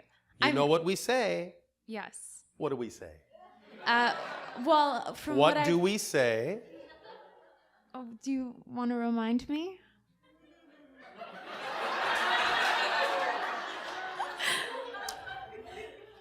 Proof of change is not that the reflection on the outside changes. Proof of change is that you respond differently even if the outside stays the same. Yes, I have that. I'm doing Then that. why are you caring what the outside looks like? Because you get to determine how you feel and your state of being regardless of how the outside looks.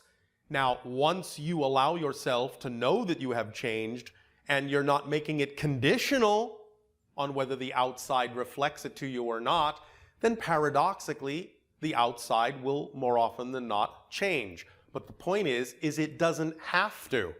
Because if it doesn't matter what the outside looks like because you've determined that you're happy, what difference does it make what the outside looks like? It doesn't necessarily need to change because you're choosing to be happy regardless. That's the proof. Right. Because you know everything serves double duty because nothing happening on the outside has built-in meaning. It's just neutral. You get to determine how it will be experienced in your life by the energy and the definition that you assign to it. So who cares how it looks? Okay. Make sense? Yes. It can look like what you used to define as the most horrifying situation imaginable. If you know that the only reason you're experiencing it at all, in any way, shape, or form, to any degree, is because you're there for a positive reason, maybe for yourself and even maybe for others in the circumstance, you will only experience a positive and beneficial effect regardless of what anyone else is getting out of the same situation. Right. Make sense? Yes. So who cares how it looks? Okay. Does that make sense to you? Yes, it does. I do feel like lately, as early as this week, I Yes. started to really sense that. All right. Very good. Congratulations. Thank you. Yes. Another thing I want to ask is that since I was little, I feel like I've inherited something from my father's side. Which is what? I see things and I hear things. Yes. Well, And we I all kind- see well, and hear things. What Well- things are you referring to? Well, for instance, Yes. so I speak to my higher power, which I'm assuming is the same thing as my higher mind. Yes. Okay. And I call her Crystal, and I don't know why her name is That's Crystal. And for instance, I asked to see her. Yes. And I saw like this blue alien that looks like an angel. Yes. And she asked me to paint her. All right. And did you? Not yet. Why not? I just haven't yet, but I will. When did you receive this image?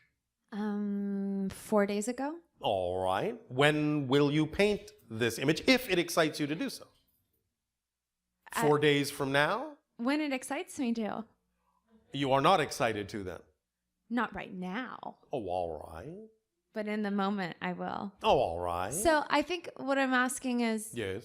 I didn't plan on going into acting or going into anything that had to do with art. Well, those are the best plans. Right. The ones you don't plan. Exactly.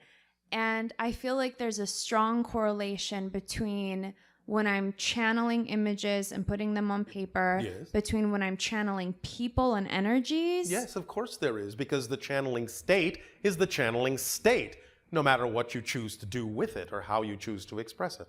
So whatever I took from my family, is that, I know I've heard about these indigo children Yes. and these things, because it kind of goes beyond, like, I can predict when things are going to happen. I know when things are understand, happening. although there really isn't anything that's called a prediction of the future. Right.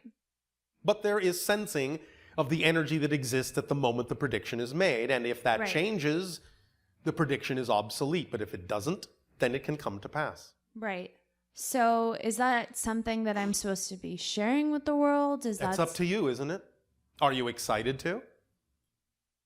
Yes. Well, then what's stopping you? Um, What definitions, what reasons that you are creating for yourself are stopping you from being who you prefer to be? well, who I really prefer to be is the actress, and we talked about that silly Can you definition. not be one thing one time and have a different expression of your excitement in another time when it seems appropriate? Yes. Do you remember when we said that one of the tools is that your path will lead you to all expressions of your excitement, even if on the surface they seem to be unconnected? Yes. Well then, Well, I picture psychics. I'm being real honest, okay? I'm sorry. I know. I'm Why are sorry. you apologizing for being honest? Because I hate that I have this stereotype, but I picture a psychic as like a lady with a cigarette, or just like I just don't want to do that. Well, don't do it that way. You do understand that there are many people who function that way and look nothing like that, yes? Yes, I think so. I think it comes from, like, I was raised Catholic, and Yes. it In was nomine like, Patris et Filii et Spiritus Sancti. yes, Dominus exactly. vobiscum. Yes. Et cum spiritu tuo. Sacrificium et manibus tuus et laudum gloriam utilitate quoque nostrum. Yeah, all of All that. And so what? Many what you call channels and psychics actually were raised in those kinds of religions that allow for mystery to exist. Right. There is a mysticism side to certain religions on your planet, and even though they may not necessarily express it the way that you are now learning to express it or prefer to express it, sometimes it allows you a doorway that you can open because you know that the mystery is real. And so you can then interpret it in the way that works for you. You can express it in the way that works for you. You don't have to express it religiously. So, am I one of those children, or am I a channel? What's the difference? Well, You're all channels. No, I meant the indigo or the. I know what you meant, Oh. and I'm not answering you that way on purpose. Okay. Because you don't need to single yourself out that way. This is the timing for the expression on your planet that represents your highest passion, your highest excitement, your highest vibration, your highest truth. That will key you into whatever frequency, whatever name you want to use, whatever label you want to use, doesn't matter. You can call yourself an indigo. You can call yourself a channel. You can call yourself a psychic. You can call yourself a Reformed Catholic. It doesn't matter. Okay. Be who you are. You don't need the labels. People will find you for what you do, not what you call yourself. But you can call yourself whatever you wish. Yes? Yes. So, what is your name? Gracie Ray. Grace. Grace. Then go in grace. I love you. Our unconditional love to you as well. Thank you. Good day.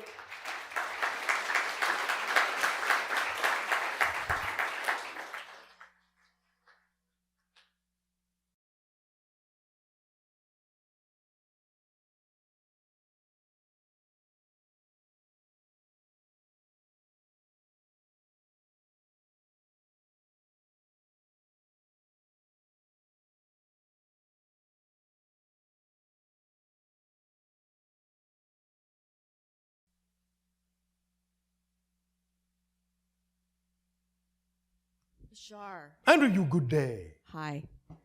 Okay, I want to ask you, so last month I thought I saw a spaceship. Yes. Was it a spaceship, and who You was know our rule of thumb, yes? what? If you have to ask, then it's not a spaceship, even if it is. Really? For why should you wonder? It might have been, but if you have to ask if it was, then it's not for certain in you. And if it's not for certain in you, then there's a reason why it's not certain.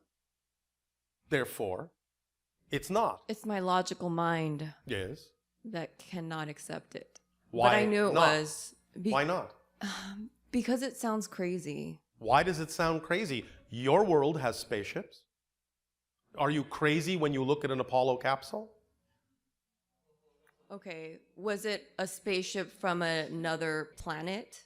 Because it looked like nothing I've seen before. It moved like nothing I've seen before. Yes. And so what? But it could have been a governmental spaceship or something. As we read your energy, in this case, no. Okay. You're looking at something otherworldly, other dimensional. Nevertheless, if you have to wonder, just get on with your life. No, I knew it was, but what was it connected to? What was it connected to? I just wanted to hear your confirmation. I knew it was, but what was it? Well, then. What was it connected to? It's connected to the idea of your future self. Okay. So, how does it inspire you? How does this sighting inspire you to become more of who you are?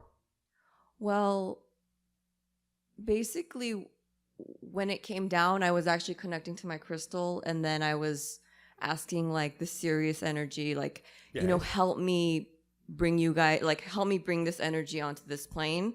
And then I looked That's up. up to you. Yeah, and there it Let was. us please remind you once again of something very important. You can ask for all the help you want to ask for, but when you're asking for help, what you're actually asking for is more willingness to open up and perceive the help you're already being given, because you are already being given all the help you can be given. You never actually have to ask for more help than what you're receiving, because we and other beings are giving you all the assistance we are capable of giving. And if you're not perceiving it, it's because you're not open to it. So when you ask for help, what you're asking for is more ability and more willingness to perceive the help that's already coming to you as much as it possibly can. Thank you. See the difference? Yeah. All right. So, open up to the fact that you are being given help, and you will start experiencing that you're being given help. Because you can't perceive what you're not the vibration of first. So you have to be in a state of being where you know that help is being given in order for you to experience that help is being given.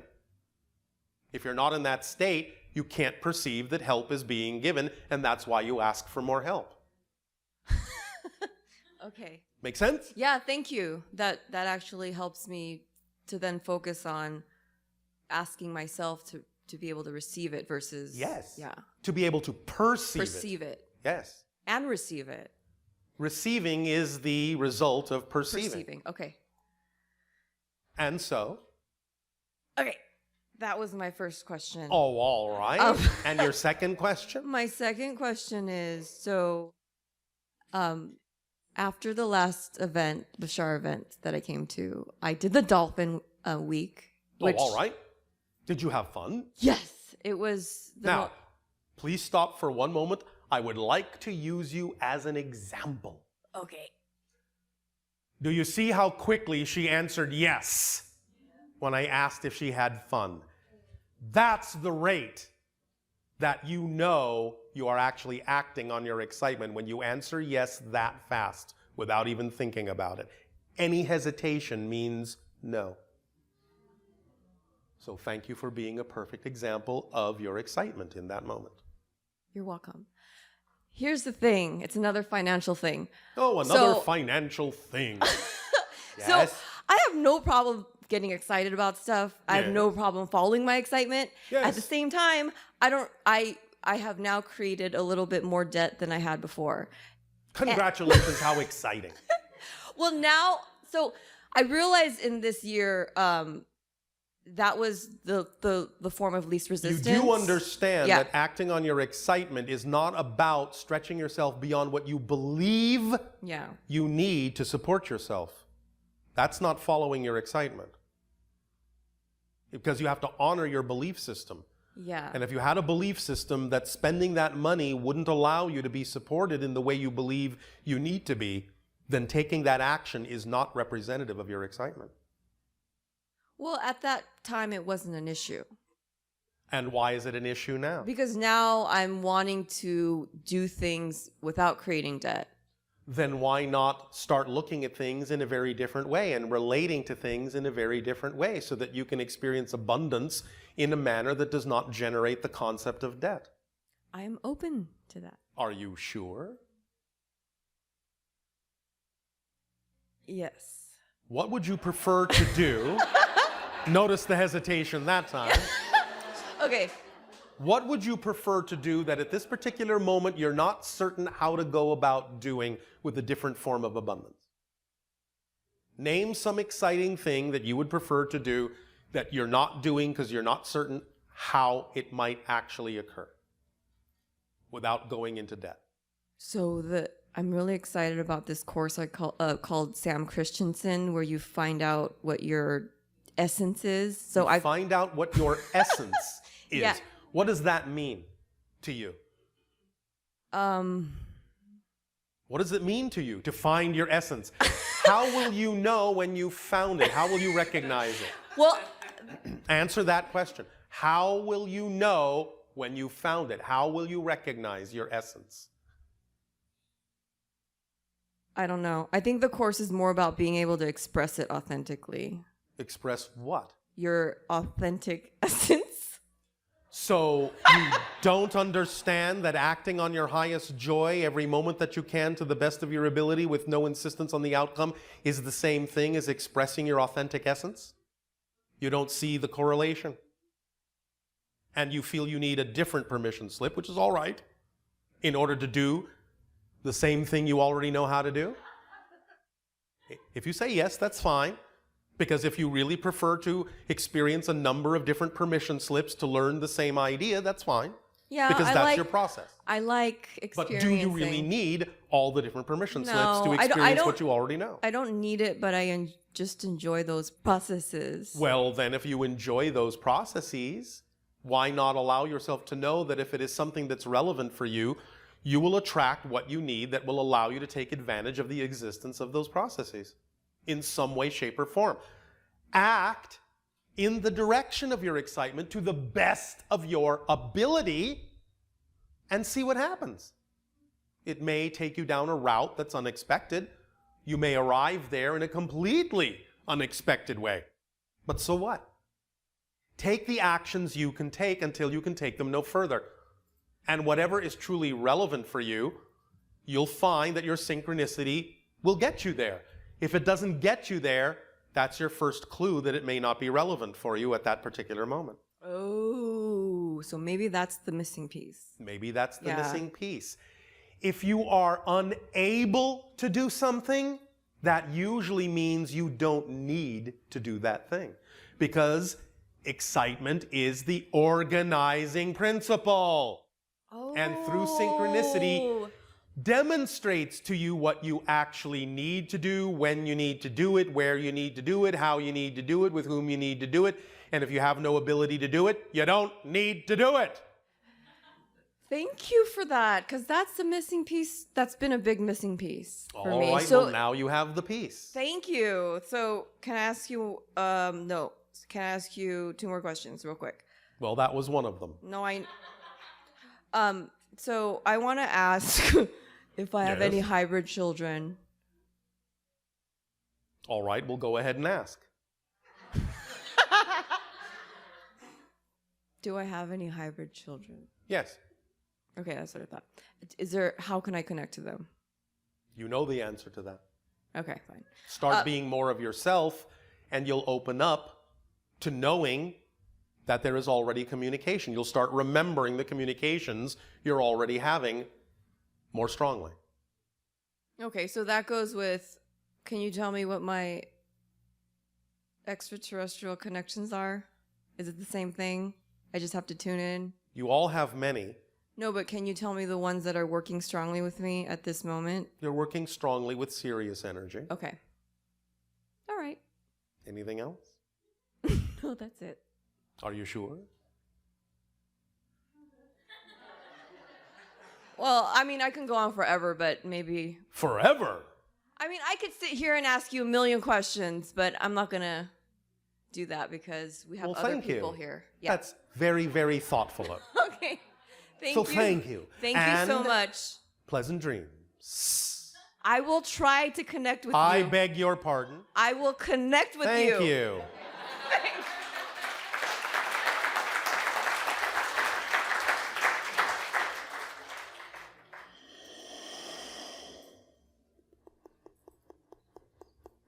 Remember, it's not really about connecting with us. It's about connecting more with yourself.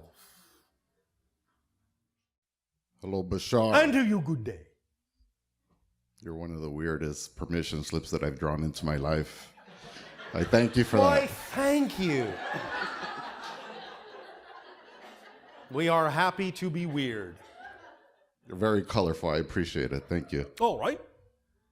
Earlier, the trainee, when he was here, he was talking about fun. Yes. And he said everything is fun, Yes. only at a different level. Yes. How A would different you expression. A different expression. Yes. But he used the term fun. So Yes. how would you explain, or how would he explain a painful situation such as death or violence? Death is not a painful situation to us. What about violence in our planet? Well, that's not our planet. So the idea is you have to understand the causes of what it is you are creating your world to be. And if you don't prefer the results, change the causes.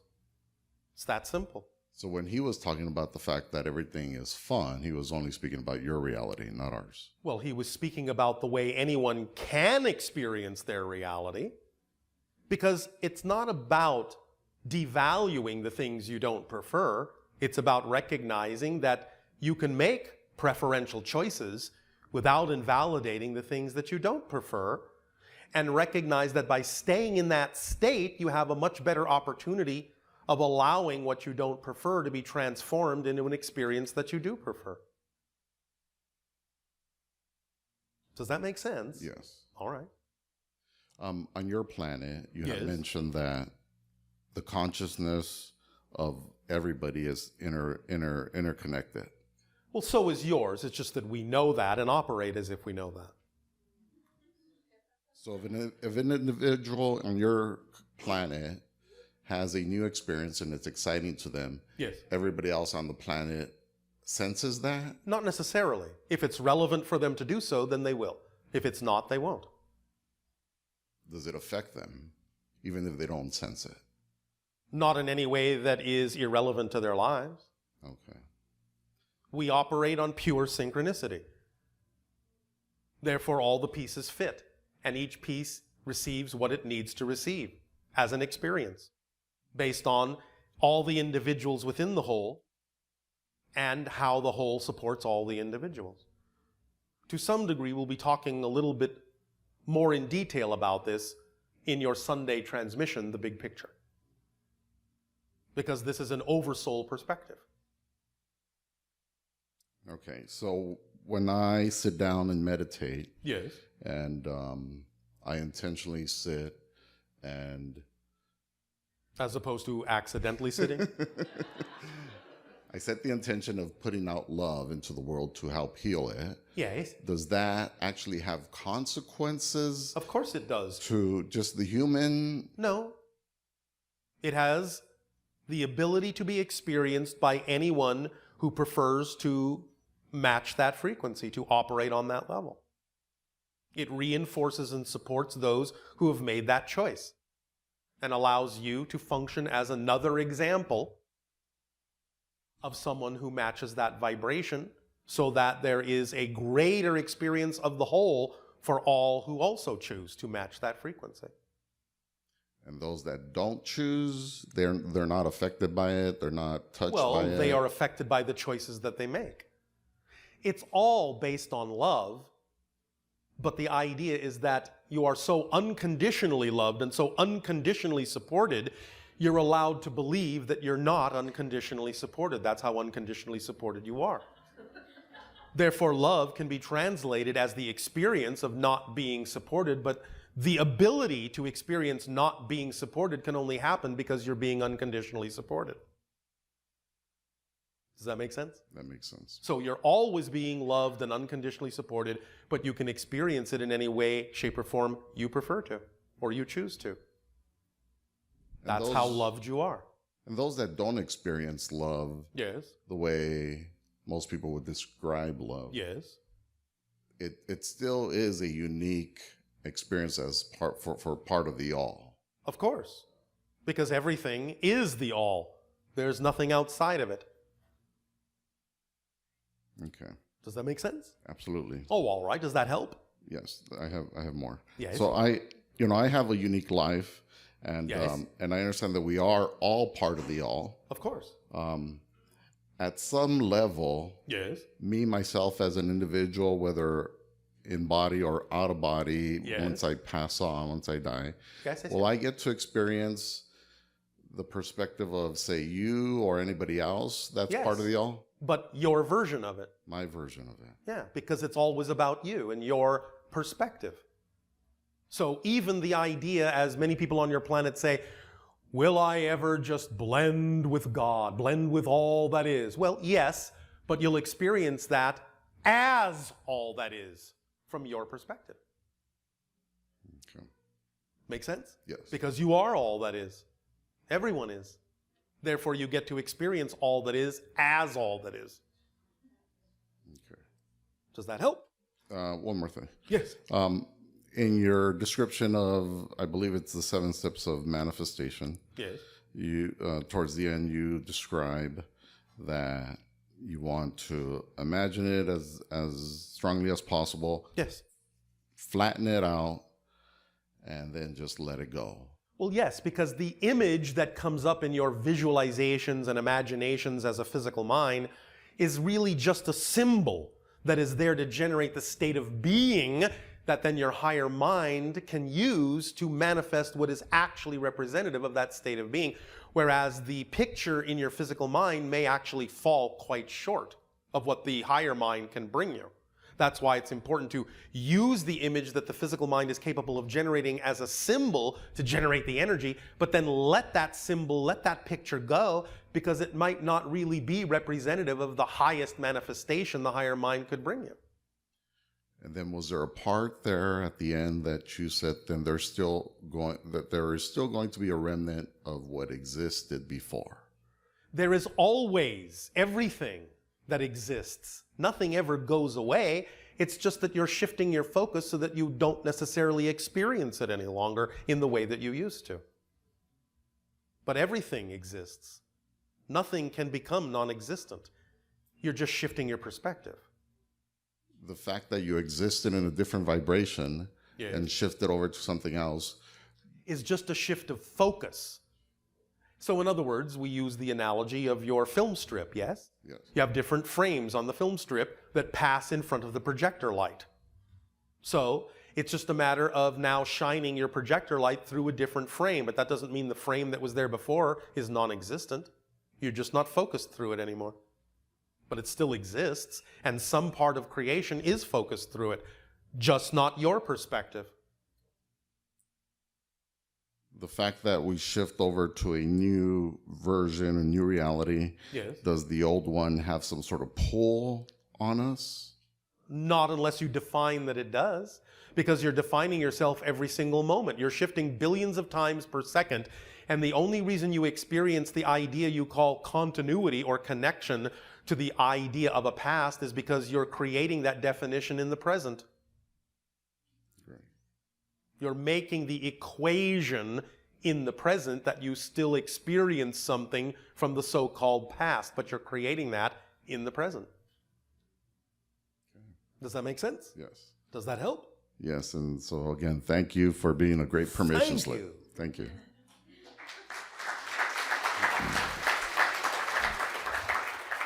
Please remember that you are all permission slips for us as well. Hello, Bashar. And you good day. I was wondering if you could explain to us how we can raise our individual and collective vibration and why it would be important to do so.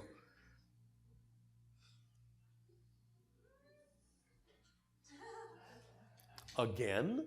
Oh, So it just has to do with the principle of acting on your greatest excitement, and that's it? Can I make this a little bit more clear? Sure. The formula that we gave you is the formula. And because we say it's a complete kit, we actually mean complete. That nothing else is required. Does that make more sense? Absolutely. Got it. Thanks. Anything else? Yes. Can you explain to us how anti-gravity works in physics? Yes. The idea really, as we have explained before, and we will explain now briefly, is that you think of objects as existing in a location. We understand that location is one of the properties of the object itself. So if you change the locational variable in the energy equation of the object, let's say you have an object sitting on what you call the ground, and that's location A, that represents a certain frequency, a certain energy equation of that object. But if you then take the object and move it 3 feet above the ground, that's a different object. You may think it's the same object in a different location, but you've changed the locational variable, and therefore it's actually a different object. So if you place the object back on the ground in location A, and you can isolate it from any particular reality, so to speak, and you can infuse upon it, impose upon it, the vibratory signature of location B, 3 feet above the ground, the object must stop existing at location A and instantly appear at location B without having traveled the intervening distance, because it's not actually the same object. You are simply revealing a new object that you're creating a continuity connection between with your consciousness to make it seem as if it's the same object levitating, but it's not the same object. You've redefined its locational variable, and that's how it works. How do you impose the new signature? Well, there are a variety of ways of doing it, but mostly it's about the idea of overpowering the energy equation of the object with a stronger energy equation that is representative of the second vibrational location. You can do it acoustically, you can do it electronically, you can do it gravitationally, whatever your technology will allow. Okay, very Does good. that help? Yes. Anything else? Yes. Do you have any advanced medical techniques that you could offer us? Well, we have discussed many of these kinds of things. We are no longer really delivering that information because we've delivered it all already to you that we need to deliver. All right. So you can do your research and see what we've already talked about. Very but well. generally speaking, you are heading in the direction of understanding that because everything is about resonance and everything is about frequency, that when you create a resonance field that is representative of your healthy state, and you can allow yourself to transform your energy state to match the vibration of that healthy resonance field, then you will heal yourself. That's how any healing works. Got it. Does that help? Yes. All right, thank you. Yes? Question about, do you have any political solutions that you could offer us at this time? We have talked about this many times, but the deep-seated causes of all of the situations on your planet, political, social, economic, and so forth, are all rooted in the idea of belief in your disempowerment. When you can teach yourselves that you are as powerful as you could possibly be to attract anything you need without having to hurt yourselves or anyone else in order to attract it, then you'll be on the path that will resolve all of the political, social, and economic situations on your planet. So you have to get to the root cause of these things and start teaching people that they are self-empowered.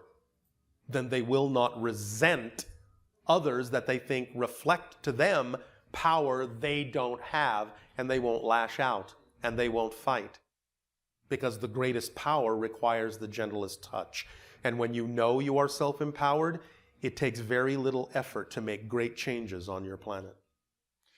Don't we need to also teach them the history of how they became disempowered? Sometimes that can help, and we have talked about that to some degree over and over in many different ways. So that can be of assistance if someone needs to have that understanding, but you don't actually absolutely need to have that understanding of history in order to understand how to redefine yourself in the present. Because when you redefine yourself as a different person in the present, you're changing your history anyway. Because the past is created from the present, not the other way around. So when you become a different person in the present, you actually have a different past. Does that help you? Yes, thank you, Bashar. Thank you!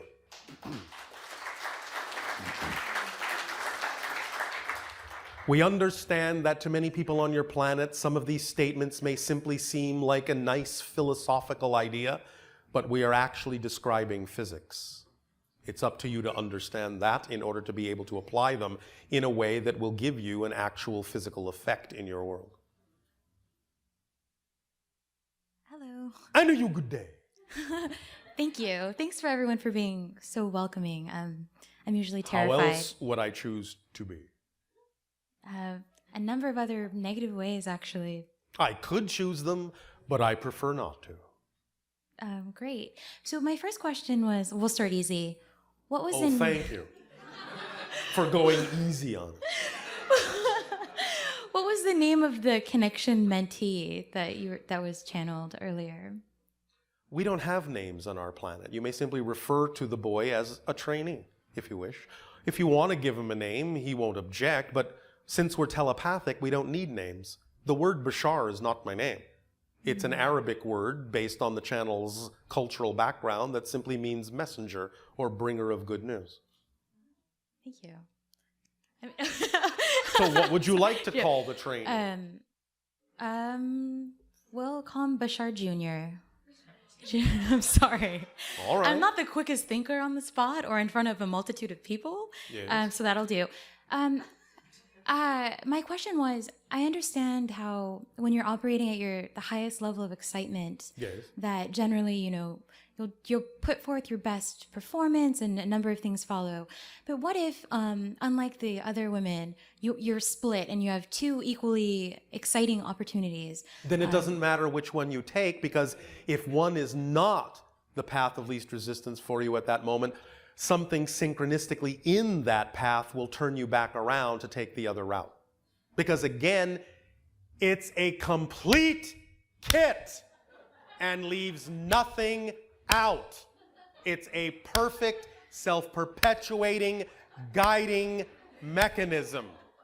So you never have to worry you're taking the wrong route, because if you took the one that wasn't the path of least resistance, it will contain everything you need to turn you back around to the path that works best for you.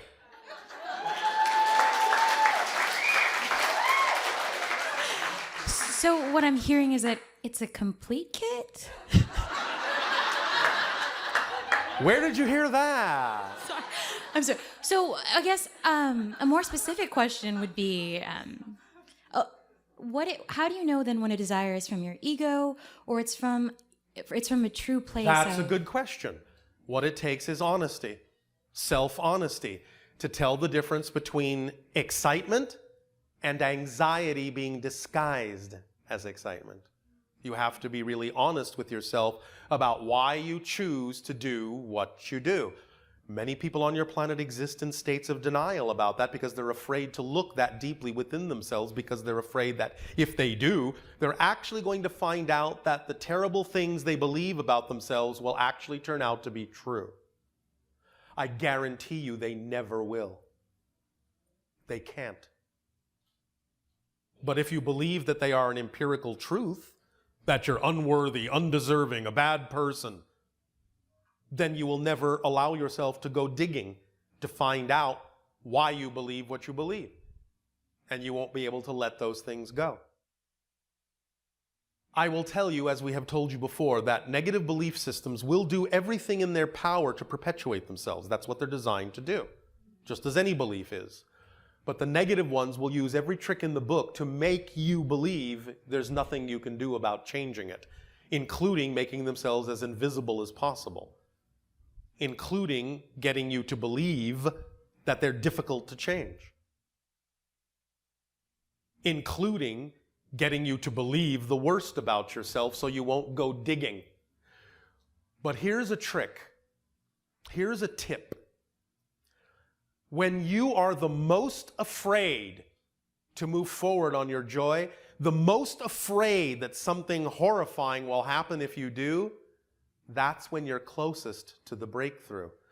Because the negative belief, by making you that afraid, is using every trick in the book it can to get you to not take that one more step, because it knows you are this close to crossing the threshold and breaking through. So the more afraid you are, the closer you are to breaking through. And that should be your first clue, to know that it's just the belief attempting to hold you back, and that it actually doesn't have the power to do so. That's amazing. Thank you. You're welcome. I had one more question. Yes. What are your thoughts on determinism in general? Because people will rationalize things by saying, "Oh, well, you are destined to do that," or "This is your fate." There is destiny and free will, and they work hand in hand. On the most simple definition, destiny is what you've chosen for yourself to explore as a theme in this incarnation. So you can liken it to the idea of a particular path or hallway. You will walk down that hallway. That is the theme you chose to explore from a higher level. Free will is how you explore that theme, how you walk down that path, how you walk down that hallway. You can run, you can walk, you can skip, you can jump, you can go forwards, you can go backwards, you can be happy, you can be sad, you can spin around in circles, but walk down that hallway, you will. Because that's the theme that defines the life you chose to experience in general thematic terms. So, destiny and free will work hand in hand to give you a specific experience, but how you choose to experience it is up to you as the physical mind. You can go with the flow, you can resist. It's up to you. Does that help? It does. It definitely does. All right. So how do I reconcile things like in this incarnation Yes. with my own Catholic upbringing? How do you reconcile them? Yes, because They may not be reconcilable. Okay. Is that okay? They may be vibrationally incompatible. They may not be, but they might be. So you have to decide which idea you prefer, which idea works best for you. It's like choosing from a menu. Does this sound tastier or does this sound tastier? Order what you prefer. Order what works for you. Whatever is most exciting for me. Yes. So is there some specific tenet in your Catholic upbringing that you are referring to with regard to this so-called reconciliation? You know, I would say, I guess, according to Catholicism, there's one life and then there's the heaven. Yes. So, well, and that, from a certain perspective, is true. Because the idea of reincarnation is true as an experience, but it's not an accurate description of the mechanism, because every life exists all at once. So you don't actually reincarnate, because everyone already exists as themselves in what you call past, present, and future, because past, present, and future all exists at once. So you, the person you are, never actually becomes any other person, because those people already exist as the people that they are. But you can create a connection energetically, informationally to them, and create the experience of reincarnation as if you have been them, are now this person, and can become another person. So the experience of reincarnation is real, but the actual mechanism is you actually do only have one life to live as you. Make sense? It does. So both tenets are actually true. They're just different perspectives of the same structure. Does that make sense? It definitely does. Does that help? It does. Then maybe we'll see you again. Thank you. In another life. Or not. Good day, Bashar. And to you, good day. I'd like to understand predictions and denial. Did you say predictions? Yes, and Yes. denial. And So- denial, all right. So if I'm just going to use like World War II as an example. There Yes. was all this information people were getting, and some people left Yes. Europe and Yes. just skipped all that negativity. And Yes. at what point can we just jump to a different reality? And at what You're point... jumping to different realities billions of times per second. You I have to understand learn that. that you're doing that. I understand that. And my All right. favorite story is the one about the woman who thought she stopped the fire, but she jumped to a different reality where there Yes. was no fire. Yes. So, But it also depends upon your agreements with the mass consensus about what you're here to experience, as to what it is you'll be capable of doing in terms of your shifting. okay. So, in terms of the prediction, as we have said, there's no such thing as a prediction of the future. There is a sensing of the energy that exists at the moment the prediction is made, and if that energy has a lot of momentum behind it and seems unlikely to shift or change from a certain direction, then that idea will come to pass. But if it shifts enough, then you may not experience that idea. So Or- it's really just a sensing of the energy that exists in the present when the prediction is made.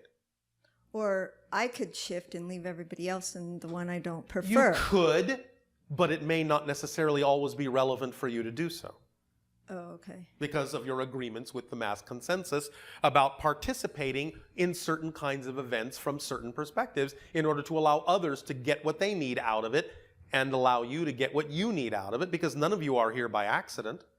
It's an orchestration.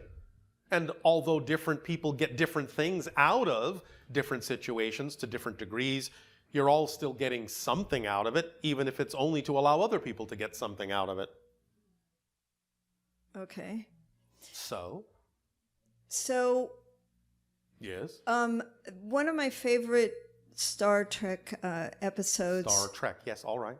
is called Parallels, where all these ships are there and they have varying different realities and they're kind of filling up the reality. And I noticed that my tendency was to want to go help the most negative reality, and they ended up destroying that reality to protect the other ones. Oh, all right. So is my tendency Your to choice, want to your choice. my choice to want to help the negative, is that keeping me creating the negative? Is that keeping me stuck in It's the keeping negative? you aware of the negative so that you can always see how it is you can help by being a shining example of other options that the negatively oriented could choose instead. Otherwise, if you're not around to act as a positive example, what choices do they have other than the negative ones they are already aware of?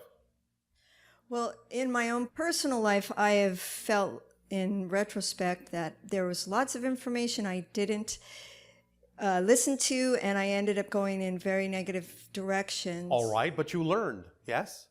And now you know what you prefer by having experienced what you don't prefer, which is a positive way to look at what you don't prefer, because it's brought you to where you are now, knowing the difference more clearly between what you do and don't prefer. Yes. Well, then it served you in a positive way. But I didn't feel excited to go in the direction of getting away from the negativity, and I'm not really sure why, because I didn't feel like I had options. You do have options. Okay. But the idea is that the options are representative of how you choose to define your experiences as either positive or negative, no matter how they look. Oh, so maybe I'm just, they were Yes. positive and I'm just looking at them as negative. Everything is neutral. Okay. The only way you experience something negatively is by defining it in a negative way. So let go of the outdated, outmoded, old-fashioned, medieval definitions you think have to automatically be applied to certain circumstances based on how they look, and start creating new definitions that work for you. Use your imagination. That's what it's for. Okay, so my other theme of question is, Denial. well, there's that too. Okay, so I thought I kind of covered that. The denial was all this negativity coming at me, and I was like denying it and not... Oh, no, no, no. You have to recognize it, because the more your consciousness expands, the more aware you become of the negative, not less aware. Because it doesn't matter to you that you become more aware of it, because you know it has no effect on you unless you choose it to. So what difference does it make that you become more aware of it? It's just another valid choice that you're not choosing. That's all. Okay, well, Does that make sense to you? kind of. Kind I of, need a all little right. more clarity. Oh, all right. Okay, let's take the weather. You weather. predicted 50 feet in 50 years, and that really has bothered me. What has? 50 feet of the ocean raising. Yes. In 50 years. Yes. Well, what are you going to do about it? So I What want are to you jump going to a to do different about it? reality. But you haven't yet. No, I haven't. Therefore, there must be a reason why you're choosing not to. Okay, so I'm wanting to stay in this one and help this one. Thank you. Okay, that's the clarity I needed. All right. Because I've When been you going really around need to with shift this. to another reality experience that's relevant, you will. If you're not shifting, there is relevance for the reality you're experiencing. So, like, I chose to be here to change this. Of course, otherwise you'd be somewhere else. That's, Do you accept that? Yes, that's that. All right. Does that make it more exciting for you? Yes. All right. And so, does the work that I do with archangels and meditating about weather and things like that, does that impact it positively? Do you believe that it does? Yes. Then it does. Okay. So the next question I have is, I've been experiencing a lot of pain, physical pain. Yes. For several years. Yes. And it seems to me that that is like a bookmark for some experience that Well, I it's need. generally representative of resistance to the natural self. So since you've already expressed that for so long, in some sense, you have resisted being where you are, it's no surprise you're going to experience the side effects of resistance, which is pain. Okay, so it's resisting being where I am. Yes. But I also thought it was like not being at peace with experiences. What's the difference? Okay. There is no difference between those things. So if I have peace and I let go of all the negative and If you're okay with where you are, And the what- paradox is you will then wind up somewhere else more quickly because you're using up where you are fully instead of denying that it has anything to do with what you need to experience. Make sense? I'm still processing that. If you do not accept or allow what is going on in your life to be valid, you are invalidating your present. If you invalidate your present, you can only experience it in a painful way because you're resisting what is there that could be being used in a positive way. And in using it up, that's what will accelerate it to a different experience. By resisting what is, you actually make it take longer to change because it's there for a reason. And if you deny that the reason is beneficial, then it's going to stick around until you get it. Okay. So if I have anger about a situation instead of forgiveness, that will... Yes. It'll, Natural anger, if you want us to use that term, only lasts about 15 seconds. And natural anger is simply that energy that aligns you with what is true for you and allows you to recognize the misalignment in comparison to what is not true for you. But if it goes longer than about 15 seconds, it's no longer natural, it's judgment of a negative type. Okay, okay. Because you're invalidating something. Okay. Otherwise, it doesn't have a reason to stick around. Okay. So a lot of times I'm invalidating and judging other Yes. people's behavior Which means you're invalidating yourself, too. because we're connected, we're all one. Yes, and you think that you should be beyond these experiences. Okay. You understand? Yes. So you're saying, this is beneath me. I should be experiencing something different than this. I am supposed to be better than this. Something must be wrong. Nothing is wrong. You're just using it negatively. Okay. And therefore invalidating yourself, invalidating your experience. And what, in the reversal of the golden rule, you're doing is that when you're willing to invalidate yourself, of course you'll invalidate other people. Okay. You will do to others what you're willing to do to yourself. Yes. Yes? Yes. So don't invalidate yourself. You won't invalidate them, and you will know how to be an example for them that allows them to at least have the option to choose something that might be more beneficial, not that they need to. Okay. Because you have no idea what is actually the best path for anyone else but you. Right. Yeah, that I'm aware of. Well, all right. Kind of. Then, yeah, kind of, yeah. Thank you for your honesty. If you're aware of it, then my only suggestion would be act like you're aware of it. let it show in your behavior. Because what you know to be true, you do in your behavior. Do you understand? Action Yes. and knowing are synonymous. If you're not doing it, then you don't actually know it to be true. You're just guessing. Okay, another thought is coming up on that because I mentor several children, and Yes. I believe that there's certain principles and things that I think Yes. are in their best interest. Such as? and, like studying and Yes, learning. but how? Because there are many forms of studying. Are you allowing the studies to fit what excites them, or are you pushing them into a box to make their excitement fit the study? Both. Why are you doing the one that is not to their benefit? Because we're just doing the best we can, and we're searching always for better ways to do it. I just told you a better way. Adapt the lesson to what excites them, and they will learn faster than you can imagine. Make it relevant for them, and they will want to learn. Okay, so if they don't know what's relevant to them, You we're are the searching teacher. for You are the that. teacher. You need to have the imagination to know how to work with them to find that. Otherwise, you're not ready to teach them. Well, we've had some wonderful successes with I that, understand, but you are asking for a higher level expression of this. I am. And I have reflected one to you. It's up Okay. to you as to whether or not to adopt it. It's up to you.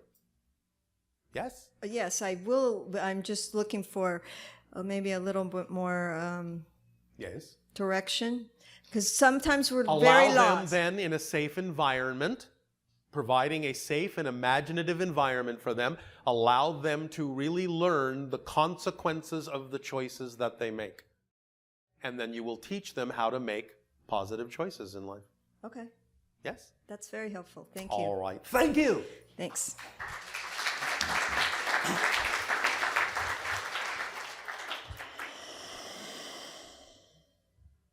Have you all enjoyed yourselves?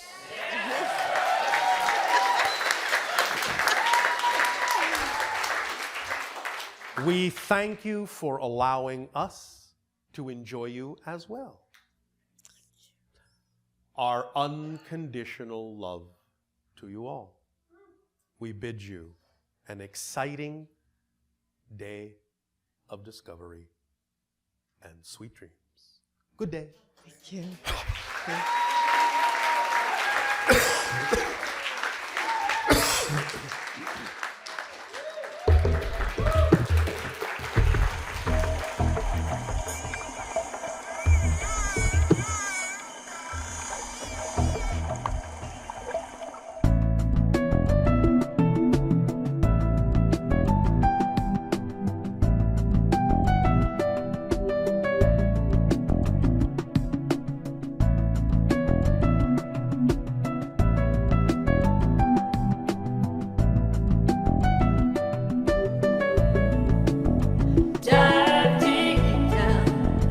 Dive deep down inside to the ocean of our lives. Dive deep down inside your minds, the adventure of our lives, of our